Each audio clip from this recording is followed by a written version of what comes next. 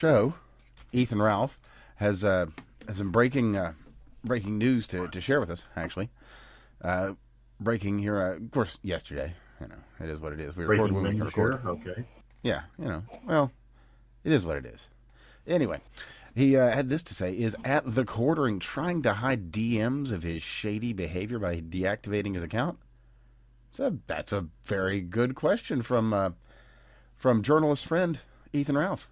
Well, it is a good question because he actually did deactivate his account Well, it as seems people that it's were moot. um, as people were starting to dig into it. But what does all of this mean? If somehow you aren't aware, Jeremy Hambley of the Quartering has found himself in a flag war against everybody, even his friends, apparently.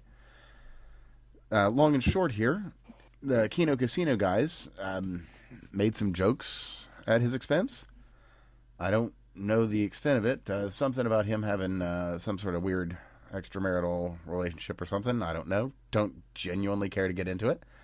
But he apparently got very upset about that and flagged down their channel, and then their secondary channels. Matter of fact, even channels that they themselves don't own. Their clip channel is apparently owned by their editor, and that got flagged down, and then their various streaming platforms as well. And of course, this has managed to spiral further into other individuals and other obligations, you might say, other professional obligations of Mr. Hambley. Now, here at the Fake Untitled podcast, we don't really like this whole drama side of things, but when a problem gets too big, well, you gotta address it because there's a lot here to address, and we're not going to go into a lot of detail, but maybe get a lot of the things that people aren't talking about. So, any part of the background that I missed on that, Greg? Uh, so I mean, in the fallout there, I'd say better friend of the show, Andy Worski's Oh, much friendlier channels. friend of the show, Andy Worski. Yes. Yeah. His Kino Casino clips channel, which was in good standing on YouTube, and I guess his own channel, which had already been returned from a strike and was in good standing. Both got nuked on YouTube, so the channels got taken down, along a slew of other channels in this ensuing couple weeks. This is after Jeremy Hambley Quartering had basically claimed that he would get his quote non-Pajit YouTube contact to take these channels offline. So basically, he had them flagged and removed. It's that straightforward. Like it's circumstantial evidence, but there's a mountain of it. It's what it appears. So, and the attempt to evade publication of DMs was moot, considering DMs were leaked anyway. So, also mind you that DMs are still visible on the other side, even if the account is gone. I can tell you this from some people who have made a slew of different accounts that have had DMs with me, and I still have their fucking DMs. So anyway, Sydney Watson apparently is the most recent as of today. Apparently, Jeremy made it a thing to threaten not just, I'm assuming, her, but possibly others with essentially blackmail. If she threatening her if she published DMs to go after her and her family. So hey, DMs leaked anyway. Good job, dipshit. Funny how that happens. Yeah. So I mean, she being the journalist that she is, she apparently got concerned to the point where she began recording the phone calls he would have with her, among other things, so Probably text wise. messages, DMs, etc.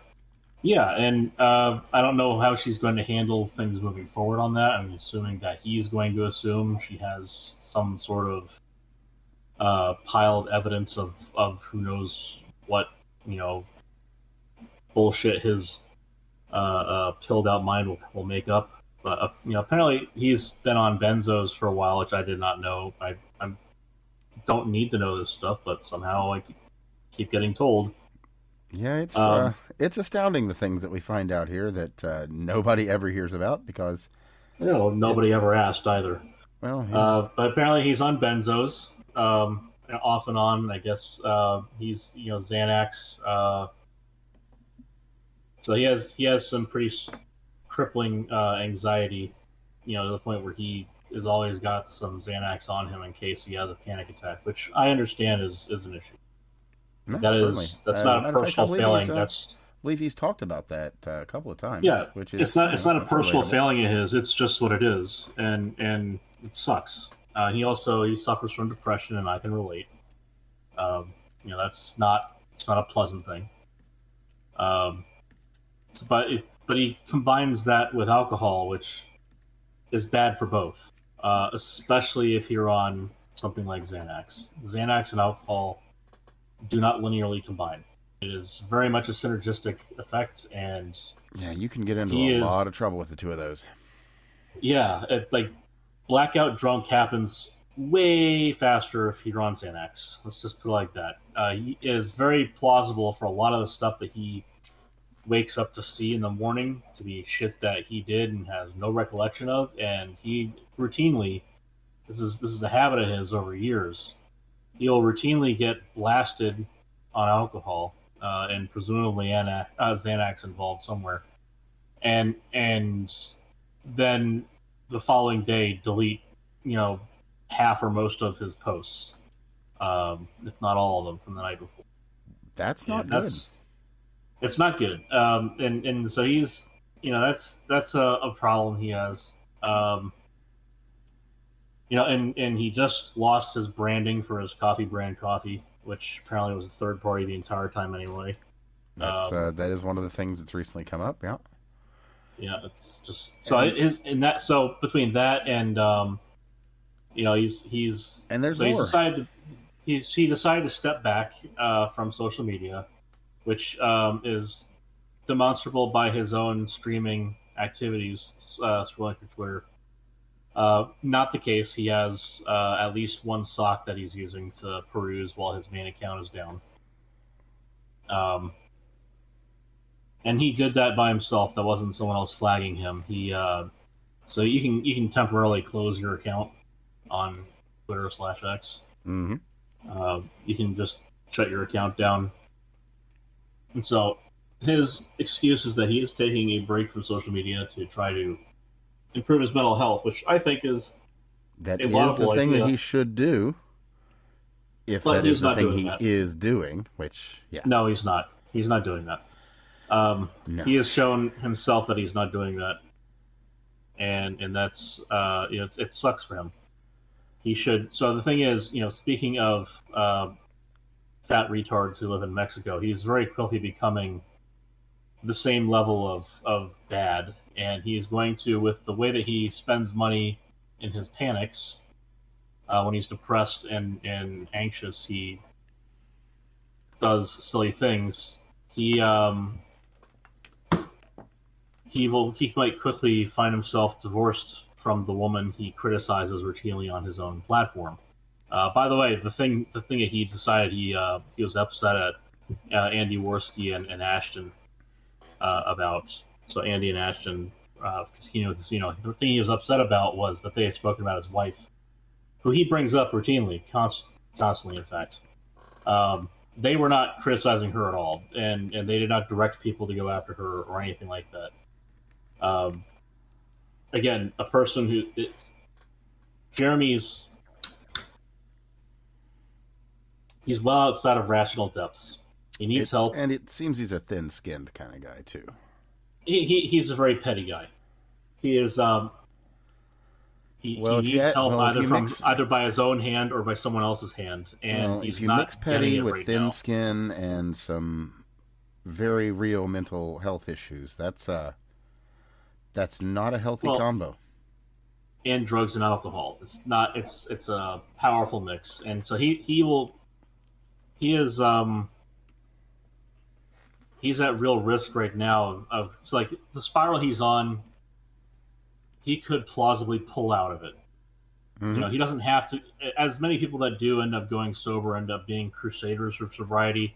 You don't even have to do that. Just quietly stop doing such things and focus on achieving real goals and positive things in your life.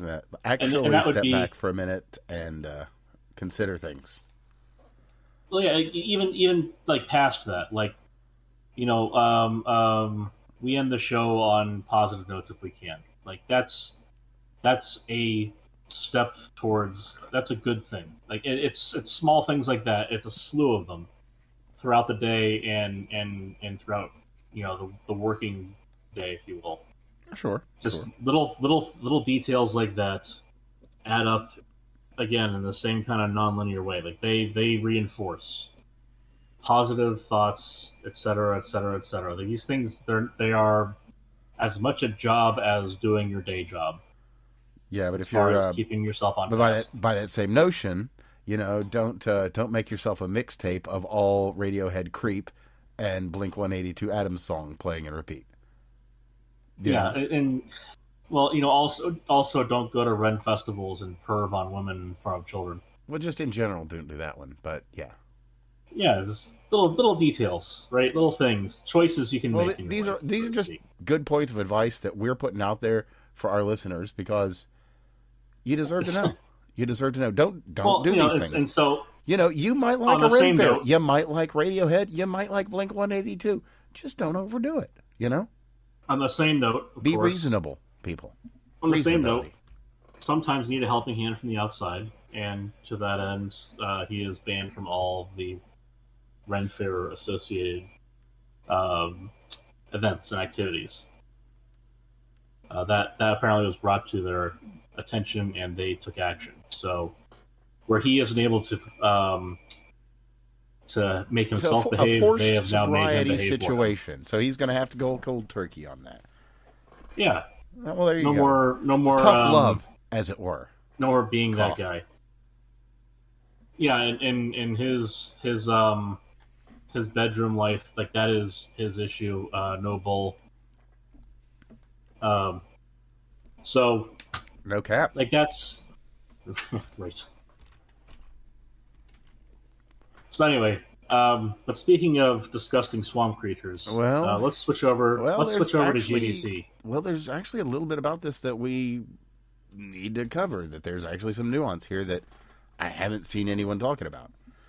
The first one being from Chad Hughes. He has got an attorney together, a law firm, as a matter of fact, and he is waiting to get 4 other creators on board with an actual case. They want to do a class action on them.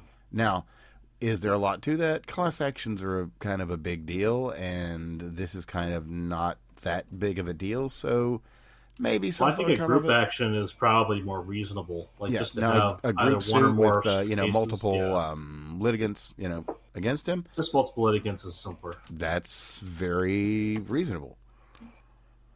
And by that notion, I don't think you can define I don't think it's reasonable to define a legal class here because I don't think he's gone against that many people. But if it's a YouTube, if they try to draw in YouTube, that's a whole different can of worms and a whole different level of spending that would be required for a lawyer. It is. But they apparently got a firm on board that is willing to do the legwork. If there's a real case. So we'll see. And we'll keep an eye on it. There's a case against Hambly. I know that. But that's reasonable.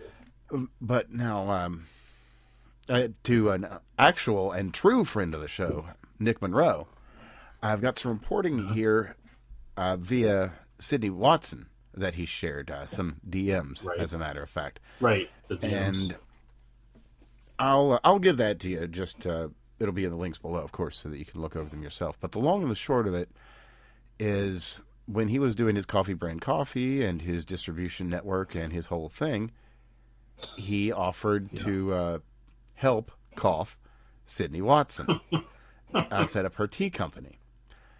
And he did something. Anyway, normally your shipping and handling stuff elaborate on the producer side is for like whatever you're shipping out. If you get anything from me, just by the by, I do all my own shipping and handling, so it costs me whatever it costs me. So a little less. But when you farm this out, according to Dr. I'm sorry, was that you being subtle and saying there is some sort of fake Untitled merchandise? There's not, actually. I've just got a couple of the leftover shirts from my initial art run. I mean, there's a possibility, but there's nothing yet. Well, it sounds like that's very fake and possibly Untitled. It's funny you should mention that. Anyway, so for the people that do the shipping and handling on her side of things, short of the actual shipping costs themselves, is about, what she says is about 50 cents per item in whatever your order is. And she says it's normally about $1.75, all said, to pack and ship it off to wherever.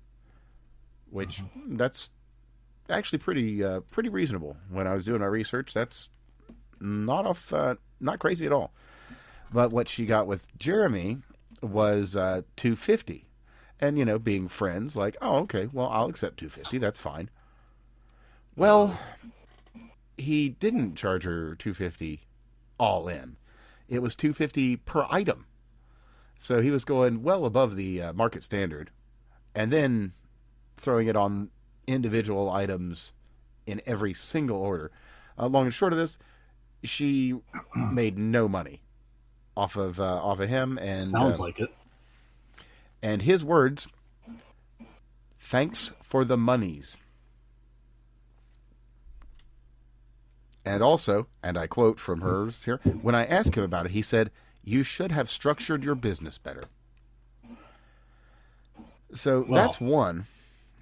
And then that's one just right out the gate, and with the proof to back it up. So that's a rough state. And then you have his actual statements regarding, you know, going scorched earth on Kino Casino, Worski. I forget the other dude's name, but, you know, everybody involved in that, and above and beyond it, Chrissy Mayer as well, you know, is now gotten roped into all this. She fucked up. So, you know, Chrissy, she knows Brittany Venti, and so now I'll say this: the post facto, where she did apologize. She did, you know, at least speak words in the right direction, as far as the mea culpas. That she decided to talk with Melanie Mack about her change in faith. And Melanie Mack, who of course has been a Christian for 5 minutes, was her source of information. Melanie Mack being a subordinate to Jeremy Hambly. Right. So, Brittany Venti had information on the whole situation, and Chrissy's pointed choice for discussion was to talk about her change in faith, becoming a Christian. And the issue was, she saw the chat, you know, begging for Brittany Venti to get on, etc. And she and Venti, like, they know each other's phone numbers, and so Chrissy was looking at her phone several times during the show. So it's clear, like, she would have seen notifications, like texts and attempted phone calls from Brittany Venti. Which, look, I can understand if you're doing a show in general, you know, you try to even on one as laid back as ours, like I try to make sure I mute if I'm gonna talk to someone on the phone. Oh yeah, I the need rare to time briefly. mine rings, it's like unless it's something dead important, that thing's Yeah, going on mute immediately. right. But we'll with us we have like a brief pause, or we'll step away for a moment. With a show that's a little bit faster paced, or a little more routine, a little more professional and polished. Um, Not that Chrissy's Hey now. is say like mainstream. I'm just saying, like, if it's one of those things where it's absolutely, for instance, I'll say goodnight to my girlfriend at night, and if that happens during the show, it happens during the show. She's more important in my mind. Like if it was something where like it was, say it was our income dependent on it, and it was a professional show, and that's in that capacity, like that's one of those things where it's, stuff that's taken care of before and after, right? Yeah. We're also more long form content versus like a half hour or single hour podcast where Well, I it's like mean, hard yeah, to if fit something. anybody listens to Joe Rogan now that he doesn't do the stuff live, it's like, hey man, I gotta pee. All right, it's cool. I'll go too. We'll be right back. It's just Right. you handle things as they need to be Exactly. handled. We do a long show, so things Right. happen, and So it's fine. so Chrissy looking down at her phone, like I get that there's the notion that you shouldn't be taking calls, but she was also getting texted, and the chat was telling her, "Hey, this person wants on, and it's someone she knows." Hmm. Like, I'm just gonna put out there the thought that maybe, at the time, ignoring Brittany Venti was a bad idea. But Probably. she did apologize. She did apologize the next day. She published a little video. Um, that she apologized for not knowing the situation, and she was going to dig into it for future content. Another show looking at specifically all the stuff that was going on, and then presumably something to that effect happened. Now I didn't bother following up on that because frankly her content bores me. Um, but yeah, that there's it's this it's a drama thing it's spiraling further out among a crowd of people that Truly is. frankly, anyway, Yeah, it's getting quite ridiculous, and on that it's very silly. to the You point know, where it's hit Count Dankula and Bering, other big yeah, creators. that's the other thing is Baring got hit. It's So and so that's the why thing we're so there's talking about this there's silly ass thing. It's just there's a gotten too joint big for its channel. own britches. Yeah, There's a the joint channel that TISM. Baring and Count Dankula and Yeah, yeah, they did a the podcast. Tism show or whatever.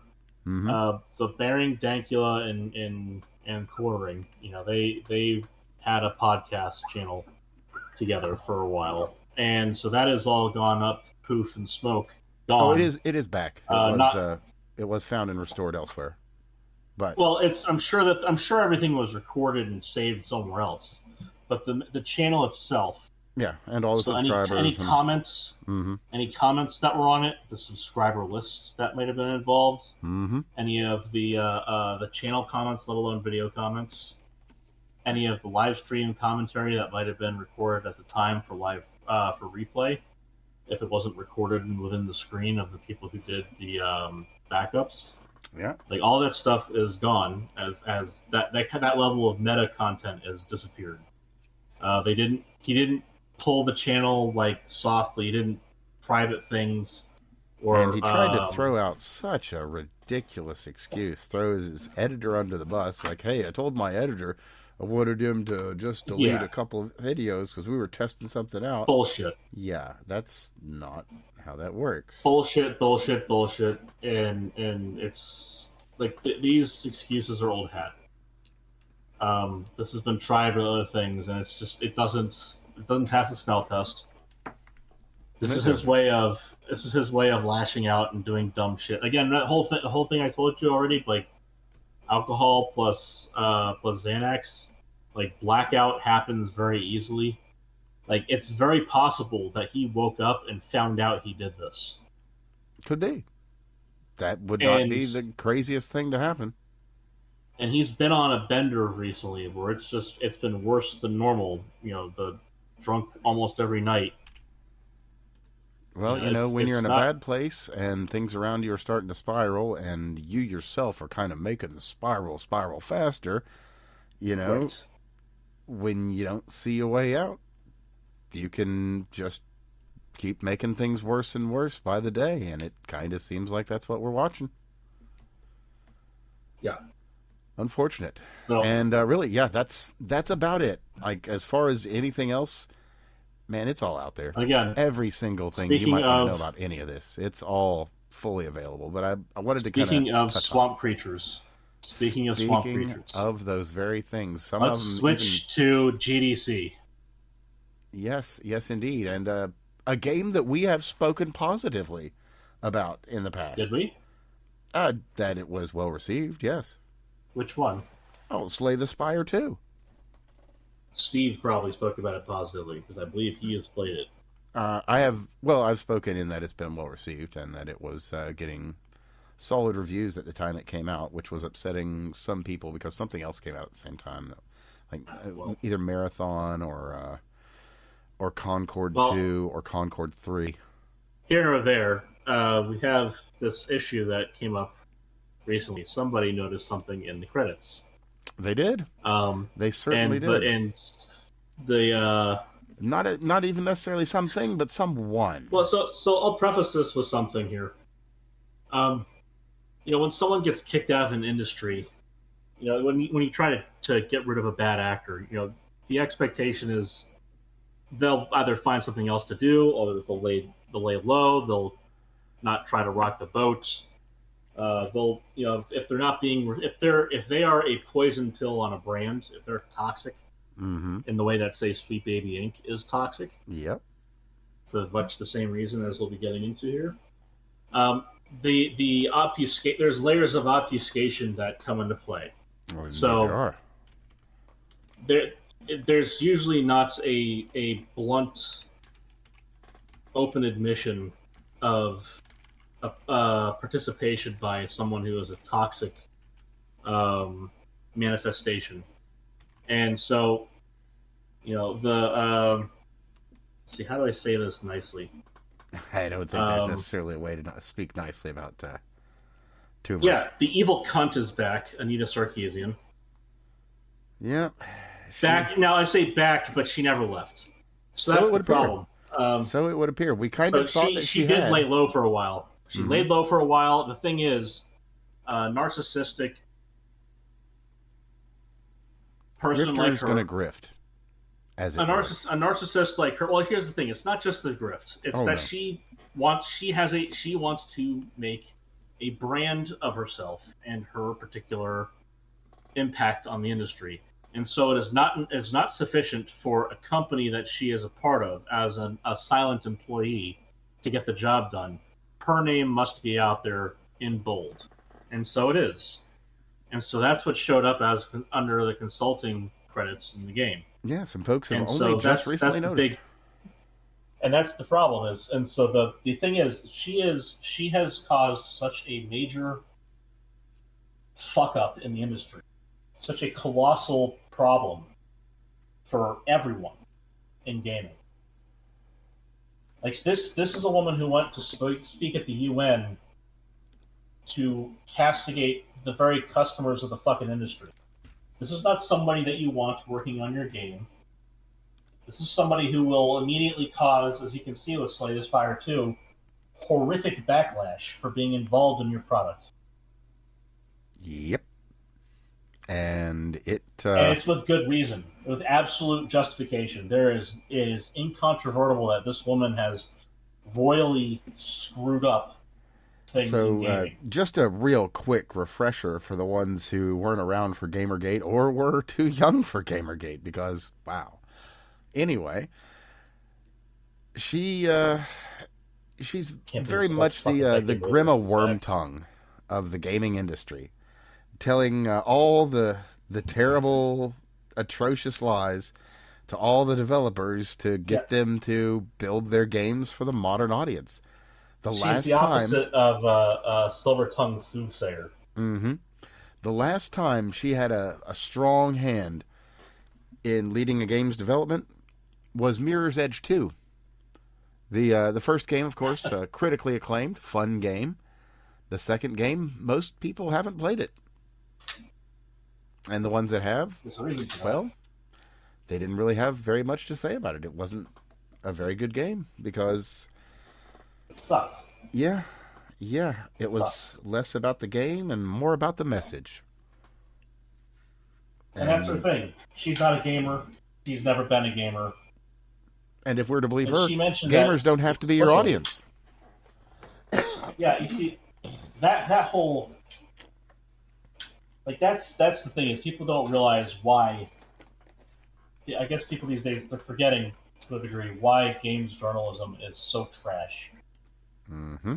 Like, we finally saw Gawker Media implode. You know, and ding dong, the fucking witch is dead. Case in point, Craig. Games media is garbage, yes?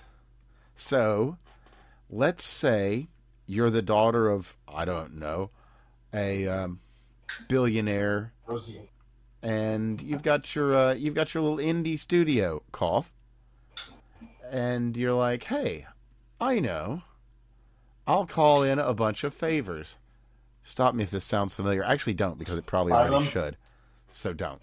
5 favors in particular? Well, you know, they do have 5 sets of 10 out of 10 or 9 out of 10, so maybe.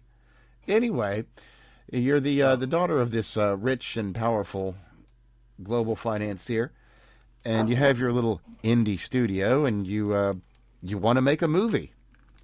But your little indie studio doesn't make movies. It makes video games. And you've got a bunch of people around you that also want to make a movie. But, well, they don't work in the movie industry. And nobody in the movie industry wants to make your garbage anymore because it destroys studios. And it destroys product lines. And it destroys intellectual properties. Sometimes to the point where even good properties can't save it. Looking at you, Star Wars, I think you're just dead. Rest in peace. Anyway. Boy. That was a sacrifice on the altar of modernity.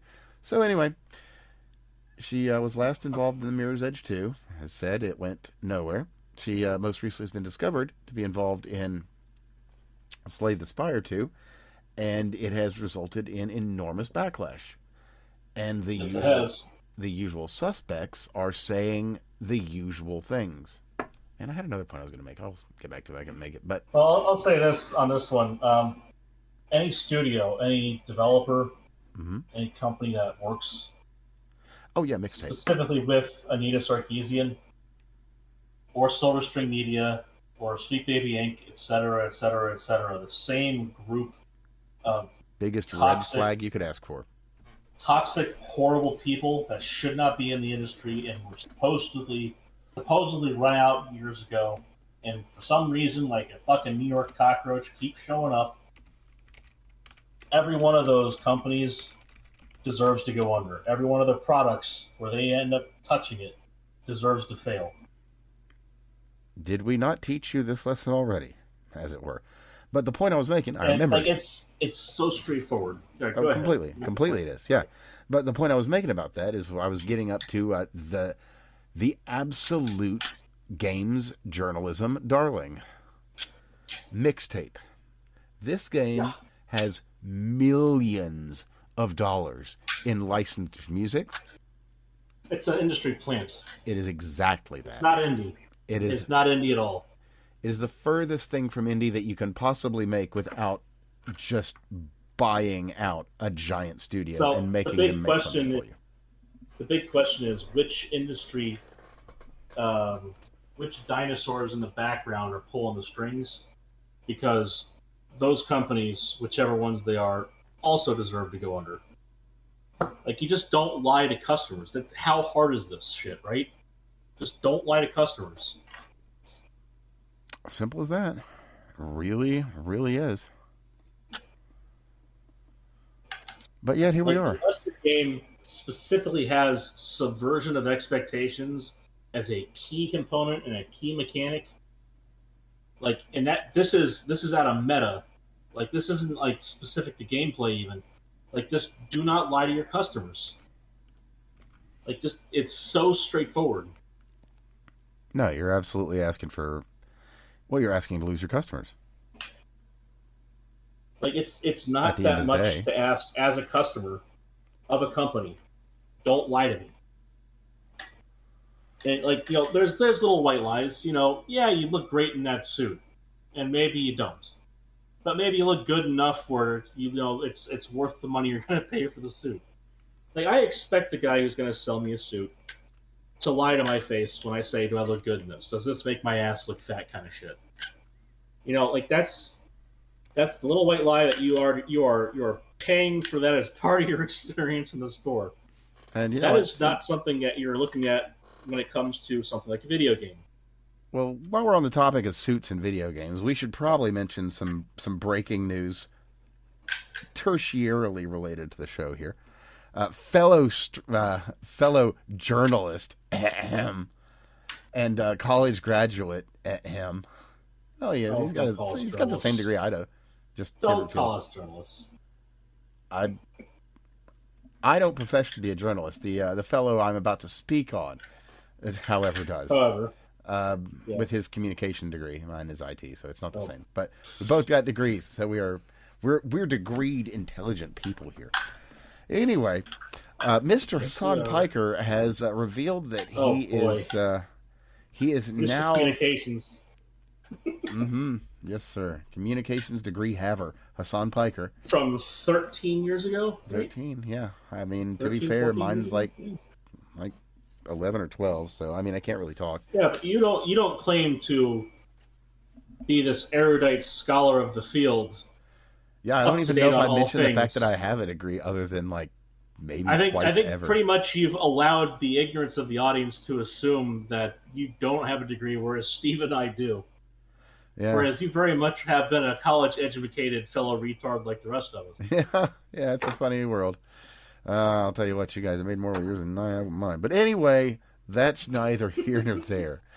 What is here and there, though, is our besuited friend, and besuited and bespectacled. Yes. Now, why is he wearing the suit? Because this is my favorite reason. He is aiming, two reasons. By his own admission. By his own admission, these two reasons. The first one, no, we'll do the second one first, because the first one's even better. So the second reason is because he's trying to court an audience of older conservative ladies. And, this is true. He has claimed this. Yes, He wants the older conservative Republican parents. Yes, and he says of the Nepo babies that he is stealing money from. It is like Victoria's Secret to these old conservative ladies. Yes, it's the lingerie of their time. A bushy Turk in a business suit that doesn't fit right. But the other reason is my favorite reason. Other reason.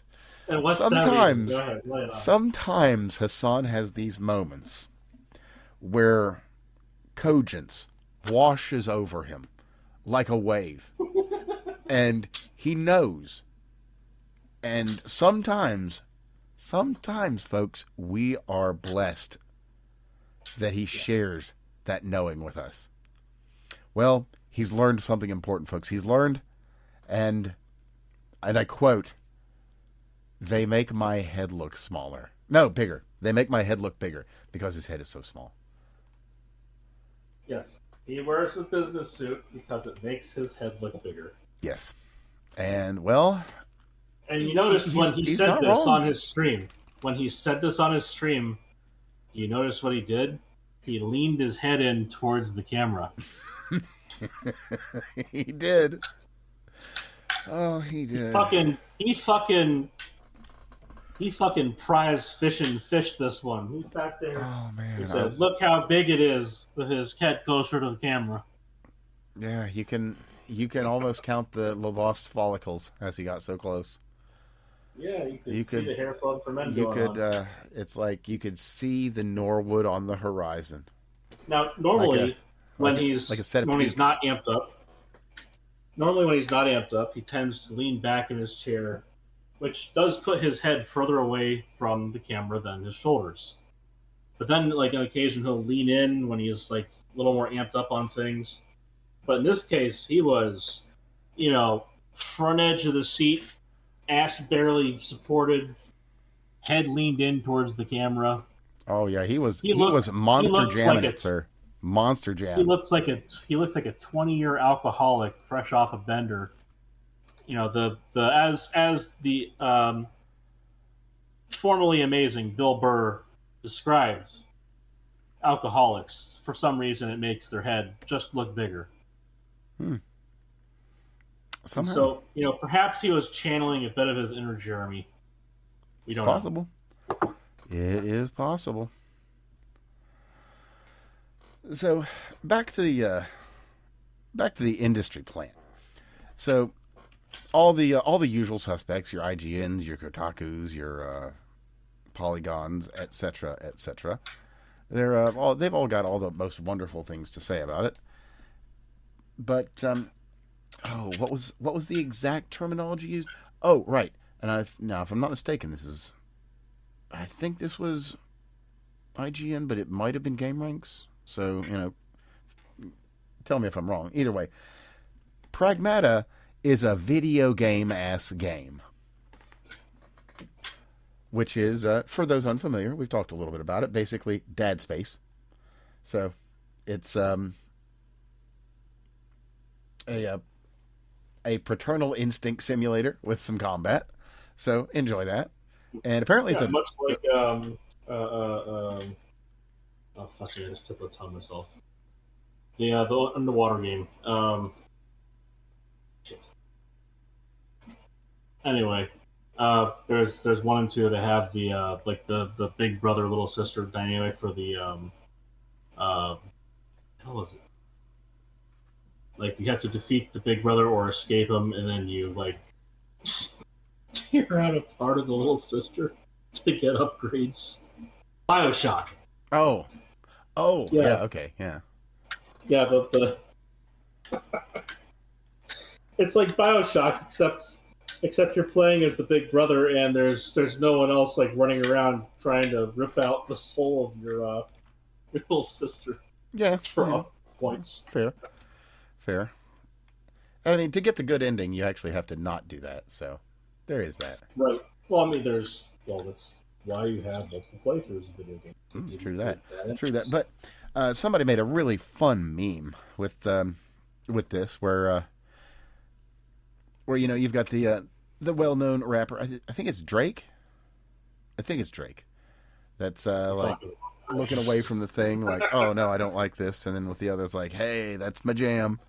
The first one, of course, being a picture of Pragmata, and the second one being a screenshot from the game we were just talking about, Mixtape, which is, of course, two underage kids sharing a French kiss that you are interacting with. Yeah. And that's their jam. That's a 10 out of 10. For the longest time. Yeah. I didn't realize that was from Mixtape for the longest time. That's part of that, yeah. Yep. And by the way, the game, hilariously, of course, is not just a walking simulator. It's a fully automatic one too. Well, that's why I mentioned the developers. They all wanted to make a movie, and they basically did. You can occasionally interact with the movie. Well, you see, that's the thing, is you don't even have to interact with this. Well, that's what I say. You can occasionally, or you can just kind of let it do its thing, or you can not, and it'll basically just do its thing. We've seen some quote playthroughs that have been making the rounds. We've seen some watch parties. The guy's like, oh hey, I'm just going to set down the controller, and then he holds his hands in the air, and you watch everything just happen. And he says, I'll bet you we make it anyway. I'll bet you we make it anyway, even with me not doing anything. And, well, you're never going to believe this. It all just happens anyway. But, of course. Crazy. So, yeah, here we are. Well, anyway, moving on from one shit show to another. Of course, we've got Mamdani's New York, ever as violent as you might imagine. Very. Yeah, we had, what was this, a few days ago? See, they just can't seem to keep violent mobs of Muslims away from synagogues. It's so Well, strange. not just that. I mean, we've also got And it's not just like the last 5 times in the last week and a half. It's also today. So strange. well, that's just synagogues too. I was actually wanting to bring up the gunfight that happened yesterday with 180 rounds that were fired in Brooklyn, where 7 people got shot, and one person was killed too. Oh, how lovely! It's crazy because we just saw that there was a guy who was out there trying to shoot up, what was it, Cambridge or whatever today, or what the fuck was Cambridge Road? Yes, it was. As a matter of fact, and it's the same kind of thing here.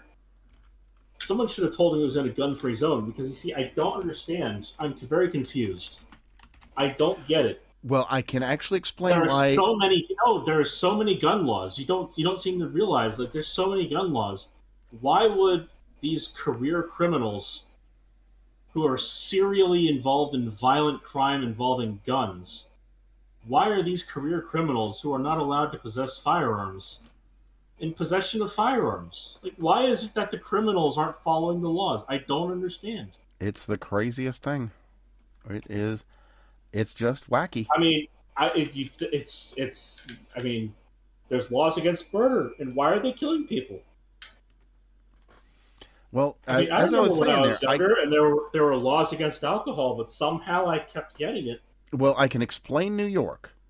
The rest of them I don't necessarily have words for, but for New York, what has happened is the magic of the signs is tied to Christian occultism, and so obviously it no longer is able to function in the heathen city.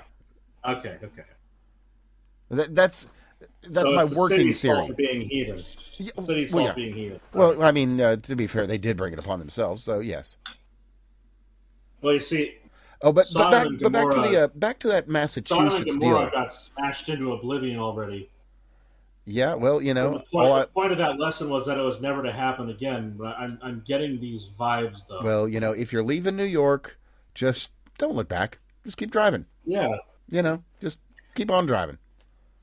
don't even look in the rear view. Don't. Yeah, do not. Do not. We don't know if there's like a Perseus situation here where you can. Yeah, really. You just you look at the road and you say, "I am on the road," and you go, and you don't look back. That's what you do. But Try to avoid the glare on the speed limit signs. absolutely. You get moving. But anyway, back to that whole Massachusetts thing, the thing that happened in Cambridge. So there's a little bit of nuance to that story, and that's what we're here for. Yeah, there's nuance, all right. There is. So Arrest the judge. So we are very much at the point where we need to be doing that, yes. But the reason why, well, you're going to love it. You're going to love it. So this guy, Tyler Brown, out of Boston or fucking wherever, repeat offender. You're never going to guess. For the last 20 years, since 2005, he's been fucking around and finding out, but not much. He just found out that he's allowed to fuck around, basically. I'm going to say, he found out some very different things. Yeah. As a matter of fact, in 2020, he fired 13 shots at Boston cops. And, of course, Boston prosecutors, they generally don't like that sort of thing. They were looking for a 12-year sentence, which I mean, honestly, 12-year sentence, that's not a whole lot for shooting off guns around the cops. They made very clear in court, just how interesting 13 loose rounds make it for the average civilian, let alone the people that they're being shot at, the cops. Mm-hmm. Well, anyway, and it turned out that the prosecution wasn't able to convince the judge. They were not, unfortunately. No, the judge went for 5 years, and of course, you'll notice that it is 2026, that being in 2020. So this relatively recently released man, well, he decided he needed to go out and pick himself up a rifle and remember a guy who's not allowed to possess or purchase a firearm. Mm-hmm, this felon, yes, and then in a location where they not only do, the basic NCIS, like they A notoriously a strict waiting state period. regarding They got they got gun fucking rights. Yeah. forms you got to file out for the state and local, let alone federal. Mm-hmm. Got to get You've your got all psych kinds of shit eval. you Got gotta do. your this, that, and your other. Your everything. Oh yeah. And somehow he ends up with a fucking AR platform. Yep. Sure enough. So how's that happen? That's a great question. You don't get to blame Greg. that on Florida, or you don't get to blame that on like the next state over, because all the states up there are like that. They are. They are.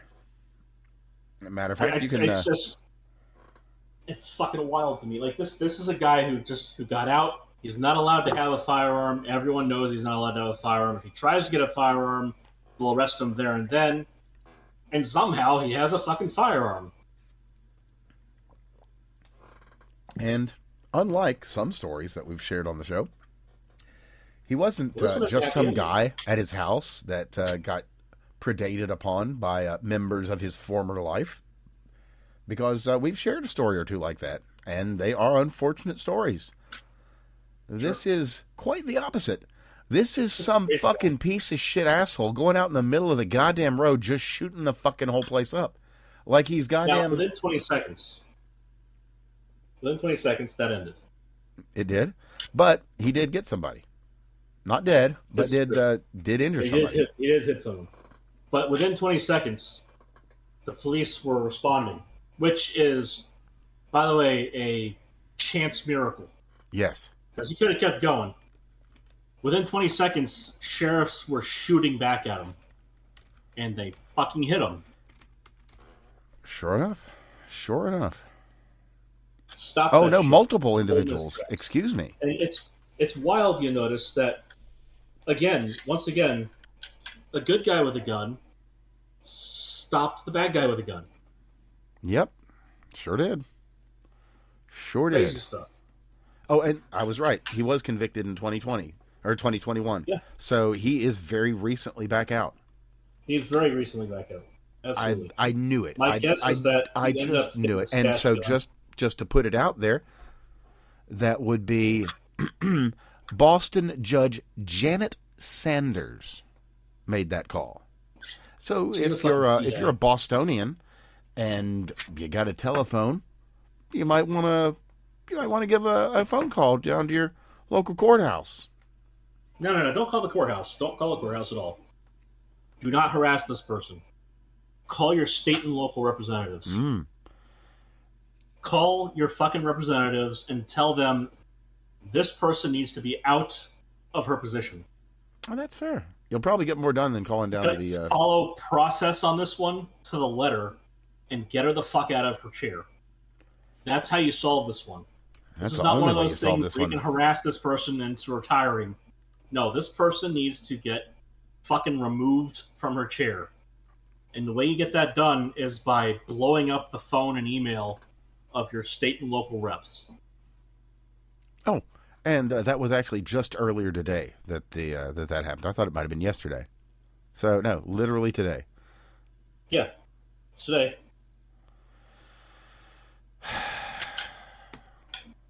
Man. We live in a society, don't we? Damn right we do. But you know what else? You know what? So do the Japanese. See, they've had a recent spate of noticing because things in Japan aren't like they used to be. Hell, they aren't like they used to be just a couple of years ago. They're noticing a lot of things are happening. Like, they've got, say, these vending machines that are just out, stocked all the time. Say it's a late night, you want to get yourself a snack, something to drink, you just go to the vending machine to get one. You want a coffee? It's right there. Well, some folks are trying to go to those, and they find that they've been torn open. And all their... none of their contents taken, but all the yen and coinage removed. Mysteriously. And also, again, very mysteriously, quite a few Shinto shrines have found themselves engulfed in flame. Hundreds of years old.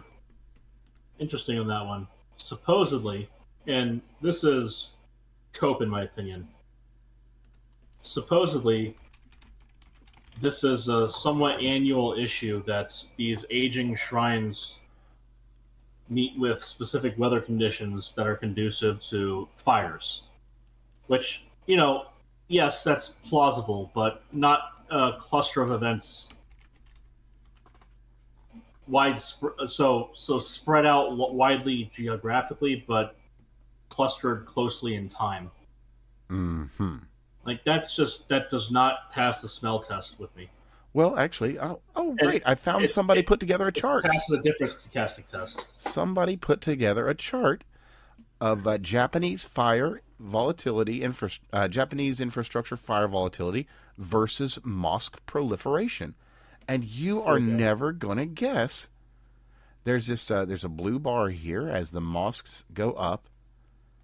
All of a sudden, you hit like 1993, and then, goodness gracious! Oh, come on! Tell me next. You're gonna tell me that there's a pattern in Europe. I mean, some might say there could be such a thing, or Canada. Also, some people might notice that Texas. there have been numerous hundreds of churches between Europe and Canada that have been set ablaze. Yes, that would be an accurate observation. Tell me that there was one in Notre Dame that went up. Rather a notable one, as a matter of fact. I believe we reported on it around the time that we got some information. There was a robed individual that was spotted about the ceiling in the area where the fire began. Not priestly robes, interestingly enough. White robes, curiously. He might also have been wearing some sort of head garment. So I hear. Oh, I bet it was a Jew. Probably so. Probably so. Well, it's funny. Like, these assholes show up at pro-Palestine marches dressed up as fucking Orthodox Jews. Without any shame, by the way. Any shame whatsoever. Oh, speaking of shameless, we should probably talk about Mr. Kelly. Mr. Captain Kelly. Captain Mark Kelly. Oh, Mark. You done fucked up, decided one sir. guy to treason wasn't enough. Well, see, old Mark Kelly, he went on television and he told folks about our missile reserves and some related things. And apparently he learned about these related things at a Pentagon briefing. And a relatively recent Pentagon briefing, a classified Pentagon briefing. Now, the extent by which you could call this classified information, given Trump's own public commentary prior to his own, the extent to which you could call this classified information, given the vagueness of the statement and the degree to which it matches within partisan limits Trump's own statements prior to his own, it's dubious as to whether or not there is actually going to be an actionable offense that Hegseth would want to bring. And Hegseth has stated already in public that he's got someone looking into whether or not to go after Mark Kelly even further. Now, as far as insubordinate behavior, like, that's kind of a no-brainer on this one. But, like, this was a stupid thing. So Trump already said, we've got all the ammo in the world, but our most advanced and most amazing stuff, that's not the level we want it at. And then this asshole follows it up with, we've depleted our amazing stuff. It's like, oh, come the fuck on, man. You just came out of a skiff and you're going to say this dumb shit? Mm-hmm. Maybe yeah, not the best move. So Brennan, the lady who was interviewing him, asked the pointed question. She handed him the rope to hang himself with, And of course, Mark Kelly took it and tied the noose himself. Like I said, though, it's doubtful as to how far that might go.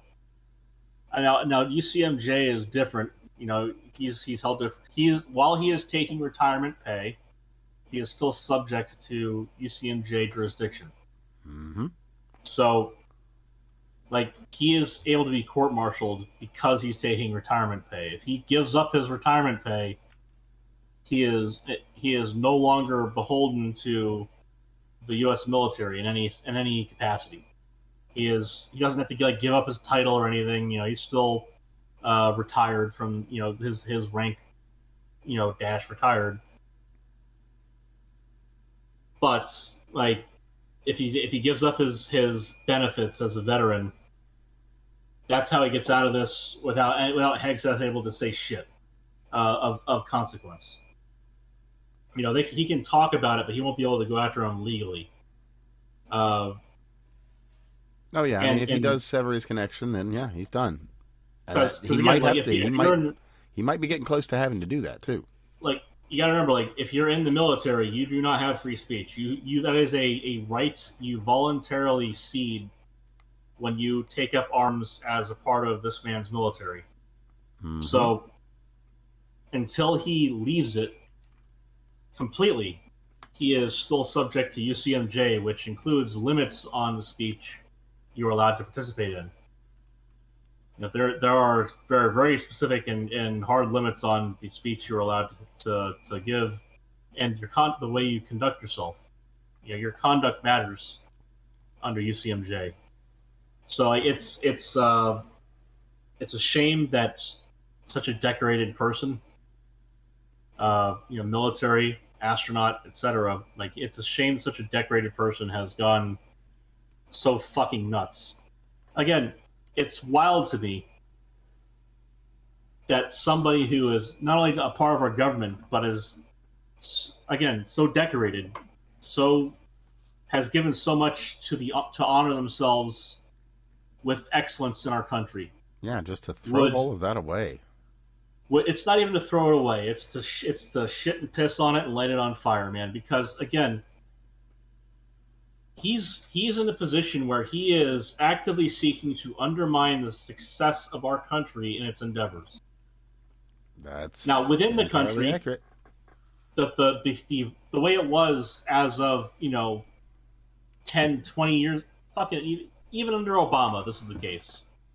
It used to be that you got to say what you wished inside the country to those in the country about our country's affairs internally. But when it came to foreign affairs, when it came to dealing with outside the country,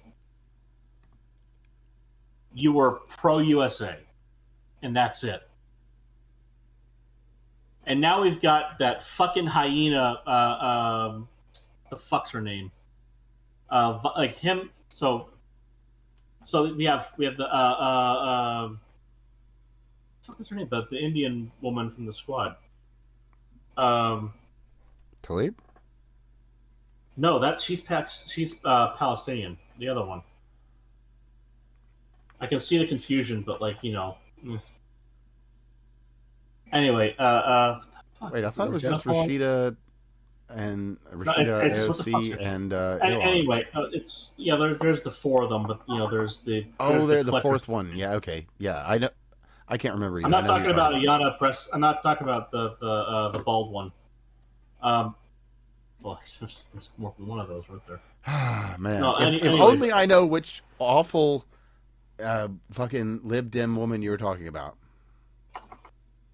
Because, you haven't given me a lot to work with, unfortunately. I do know which one you're talking about now, with the glasses. But, anyway. Yeah, anyway. So it wasn't just her. So she said she's been working to get oil to Cuba. That's right. In violation of the Logan Act. And direct violation of the Logan Act. Not really, not a strained reading or anything. Just here you go. You fucked up. And similarly, the president that fucking couldn't, Barack Obama, is Going out and meeting world leaders. also doing the same thing. Now he has not been president since for a couple years, so like he needs to get the fuck out. This guy, like, it's if you're former president, the decorum used to be you went, you did your university lectures, you went and you did your graduation speeches. You made comment on things when the alphabet news agencies showed up and said, "Hey, insert X, Y, and Z happened in the country. What are your thoughts?" You showed up at the presidential events like inaugurations and so on as an invited guest, and then you shut the fuck up. Otherwise, you sat in your presidential library. Well, hold on. One other thing. You stayed on your ranch, or on your farm, or on your estate, or at your houses at Martha's Vineyard, or what have you. One thing you didn't do, one thing no one did, no one ever did, no one even thought that this would be remotely appropriate to do, was stick around. And not just stick around, but stay in the fucking city, within walking distance of the White House. Yeah, he's like a bad smell. And you know what? It's ridiculous. And let's just be as kind as we can. Let's be as nice as possible. Let's say, okay, his two daughters cough. Anyway, they graduate from high school. Camilla Jayapal, I'm sorry. That was her name. Yes, exactly. Thank you. But yeah, so here's two daughters. The one graduates from high school, the other graduates from high school like 10 years ago. Yet here he is, still in D.C. instead of going back to his beloved home of Chicago. Let's be honest, they're basically the same place. I mean, that place is a fucking zoo. I mean, I get why he would want to stay now that it's been cleaned up and, it's actually a nice place to live and you don't have to worry about being murdered everywhere you go. Oh, yeah, I can see why he likes to be in D.C. But, I mean, that's now. The whole up until now, it was a fucking shithole. So, Well, in any event, Obama, Jayapal, they are actively... So the Logan Act has been famously unenforced. We're big on free speech in this country. Ultimately, all acts involving foreign governments and foreign policy end up trickling down through presidential outreach, and eventually, if there is anything to be done about it, a treaty that is ratified within Congress as a whole, so both chambers. So to that extent, yeah, it's really tough to strictly speaking on to that extent, it is tough to act within the same official capacity as those combined actions of the executive and legislative as an individual or even as a small group of people outside the government.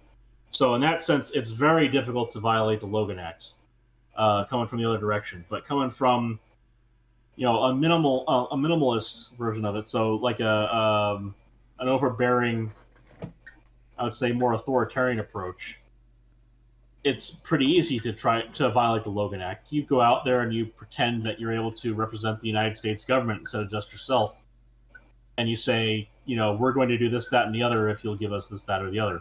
If any of that kind of foreign policy stuff, if it falls outside of the executive, because again, you got to remember, it is within the purview of Congress to promulgate completed, agreed-upon treaties through their process, because that is well above and beyond like review and consent. Like that's well past like what what the Senate does for confirmation. The Senate and the House have to vote on passage of a treaty as a bill. Like that's their bread and butter. But first has to be negotiated and agreed upon by the executive. But that's more of a traditional approach. than it is a strict requirement. A treaty could theoretically be levied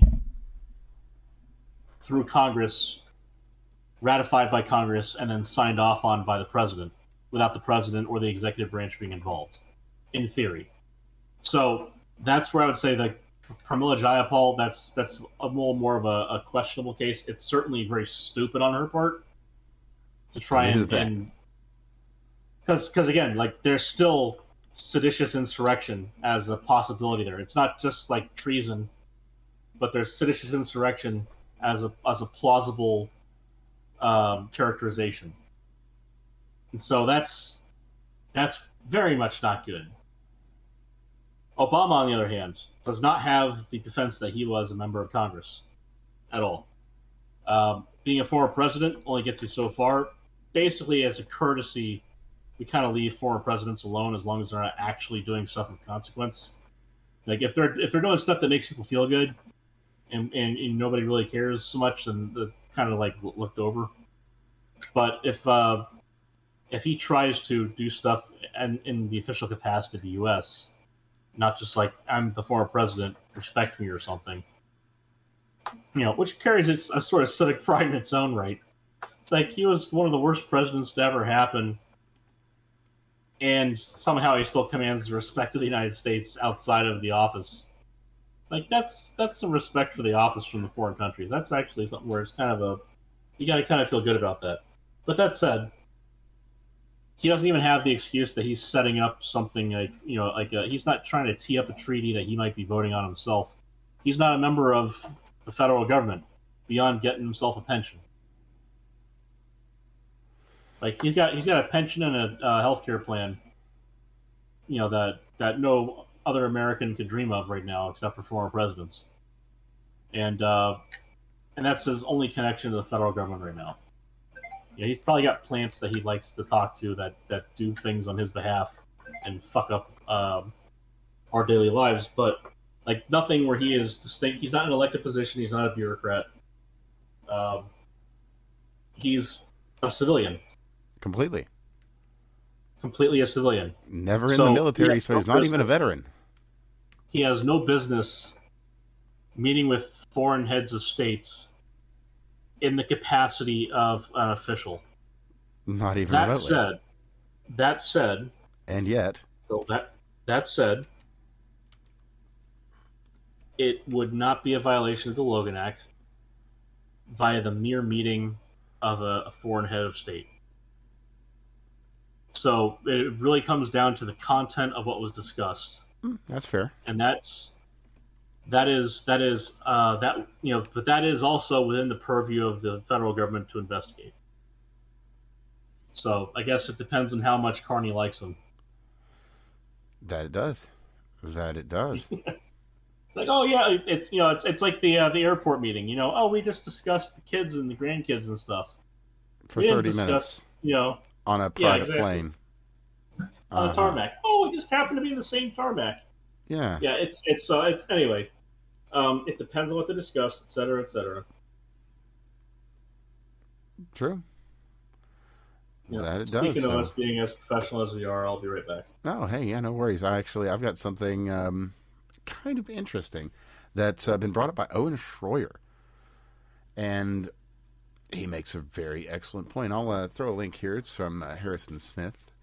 And, of course, another, Infowars. Well, I should say former Infowars contributor. I should say, I believe the new one's Alex Jones Network or Alex Jones Live. But anyway, the latest.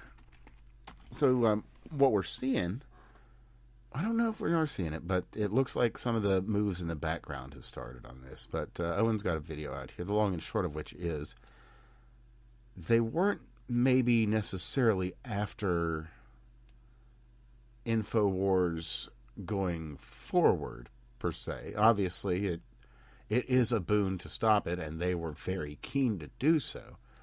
But that by having the Infowars name and the Infowars corporate letterhead, as it were, that puts them in a unique position when it comes down to taking down old Infowars content. They have no right to do so, because they don't hold copyright on that old content. Nonetheless, it would appear that that's what they've begun to do. And they're going by the ways that you might imagine, hitting up the social media companies first. It's dirty, dirty pool. And I don't like it at all. And it doesn't surprise me, because when we saw how railroaded Alex Jones was on the Sandy Hook case, just to refresh, he was asked to provide evidence by the court, and then provided the evidence the court demanded. And asked again, provided again.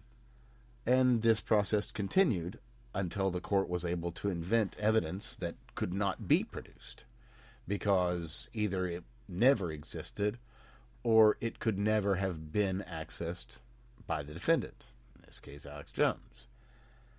And so, once they were able to cross that line of, we finally found some data that you can't get us, well, then, just going over the Alex Jones case real quick here. But once they finally got to that place where it's hit the mark, this is data that Alex and his team cannot get for whatever reason, be it non-existent, be it fabricated, be it beyond their reach. The judge then can and did find him in contempt and issued a summary judgment thereupon. A summary judgment of a truly clownish sum, but nonetheless, it was allowed to stand.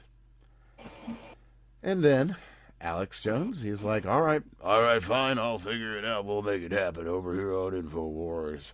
We'll get you the caveman brain and the whatever else. And so they were doing it.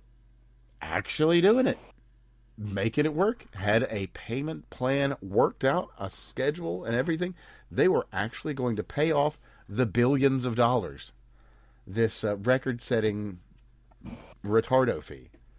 It was going to happen, but, well, it was never about it happening. It was never about the fee. It was always about Infowars. And so, well, we want the money now, but we've got the payment already set up. Judge, everything's going. Everything's coming in every month. We're paying it out. Everybody's getting paid just like they want. They're getting their money. They're actually going to get paid. But the judge says, no, we're just going to go ahead and liquidate your assets anyway. And so they do. And, of course, we talked about this just recently with Tim Heidecker being one of the most boring and cringy hosts that has ever lived on the new and rebranded Infowars, which they still don't yet fully own the rights to, but they've already started their moves. So the parts you'd have missed while you were away, they've already started the moves on copyright takedowns. Even though they don't own the old copyrights, they do own the name, and so they're playing dirty pool with it. Okay. Fucking idiots. Uh-huh.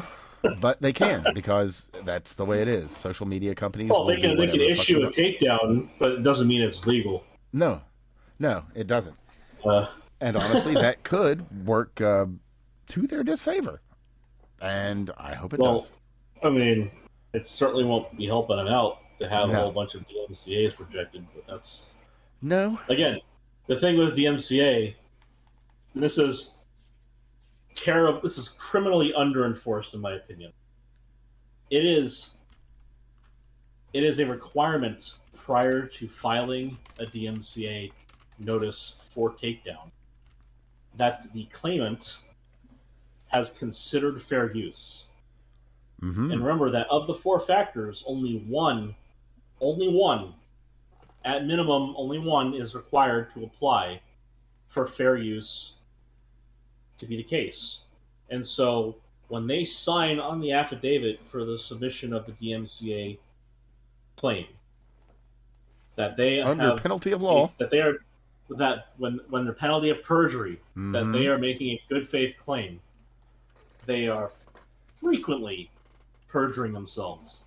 And that is something that must be taken up in court. Like, that is something that should be prosecuted like religiously to stop the fucking copyright trolls. Oh, absolutely. But two, because they must consider fair use, if they don't consider it, that is also copy fraud.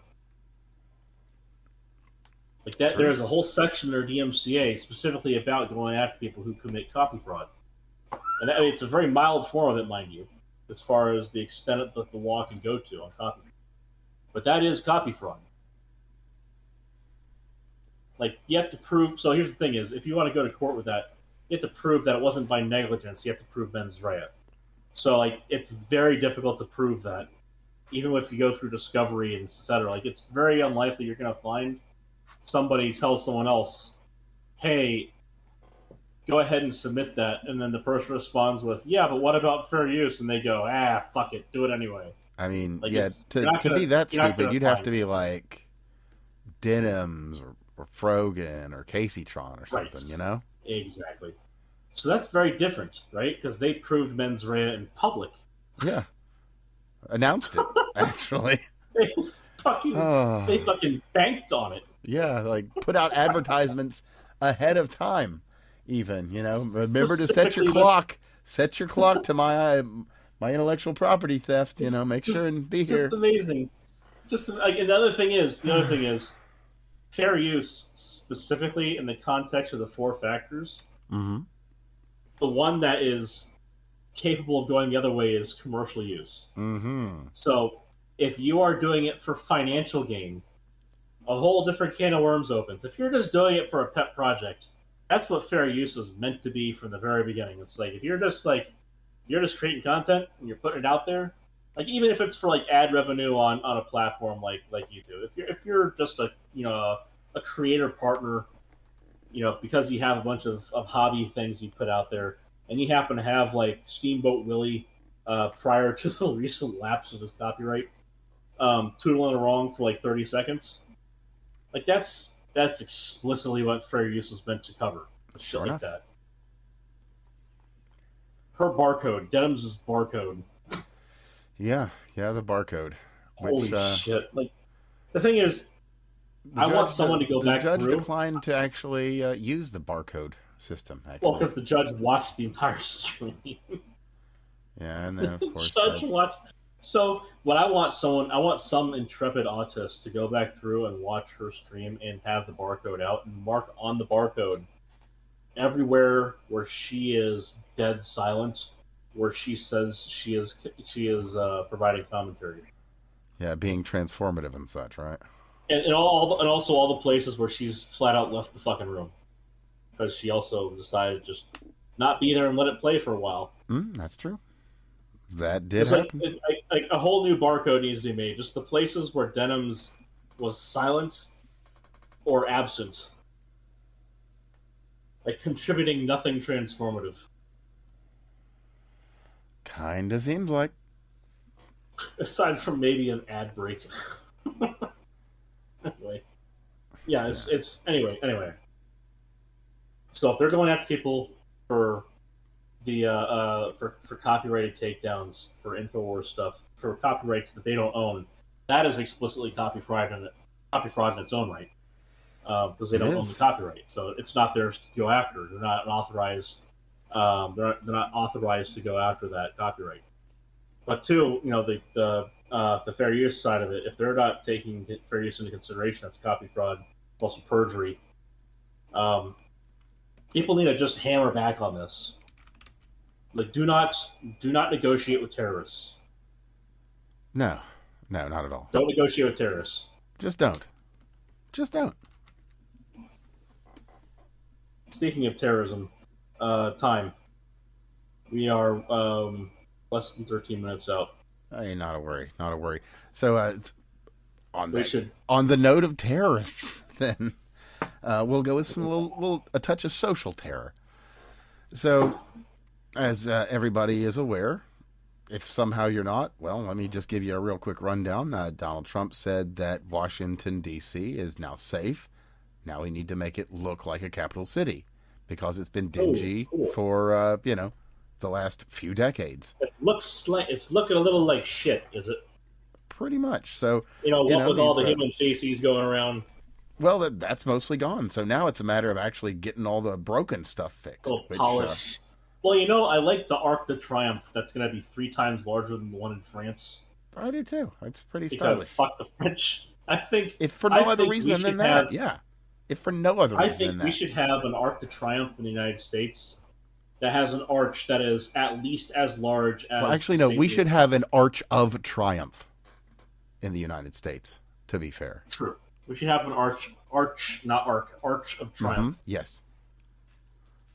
Or we could call it an arc. Doesn't matter. But I think that the arch part of it should be at least as large as the St. Louis Arch. Mm-hmm. You know what? We could maybe the best thing we could do, honestly, I think, is if we made it just tall enough so that the tip of the flame of the Statue of Liberty fit right inside. I think that would be exactly the perfect height. That'd be good.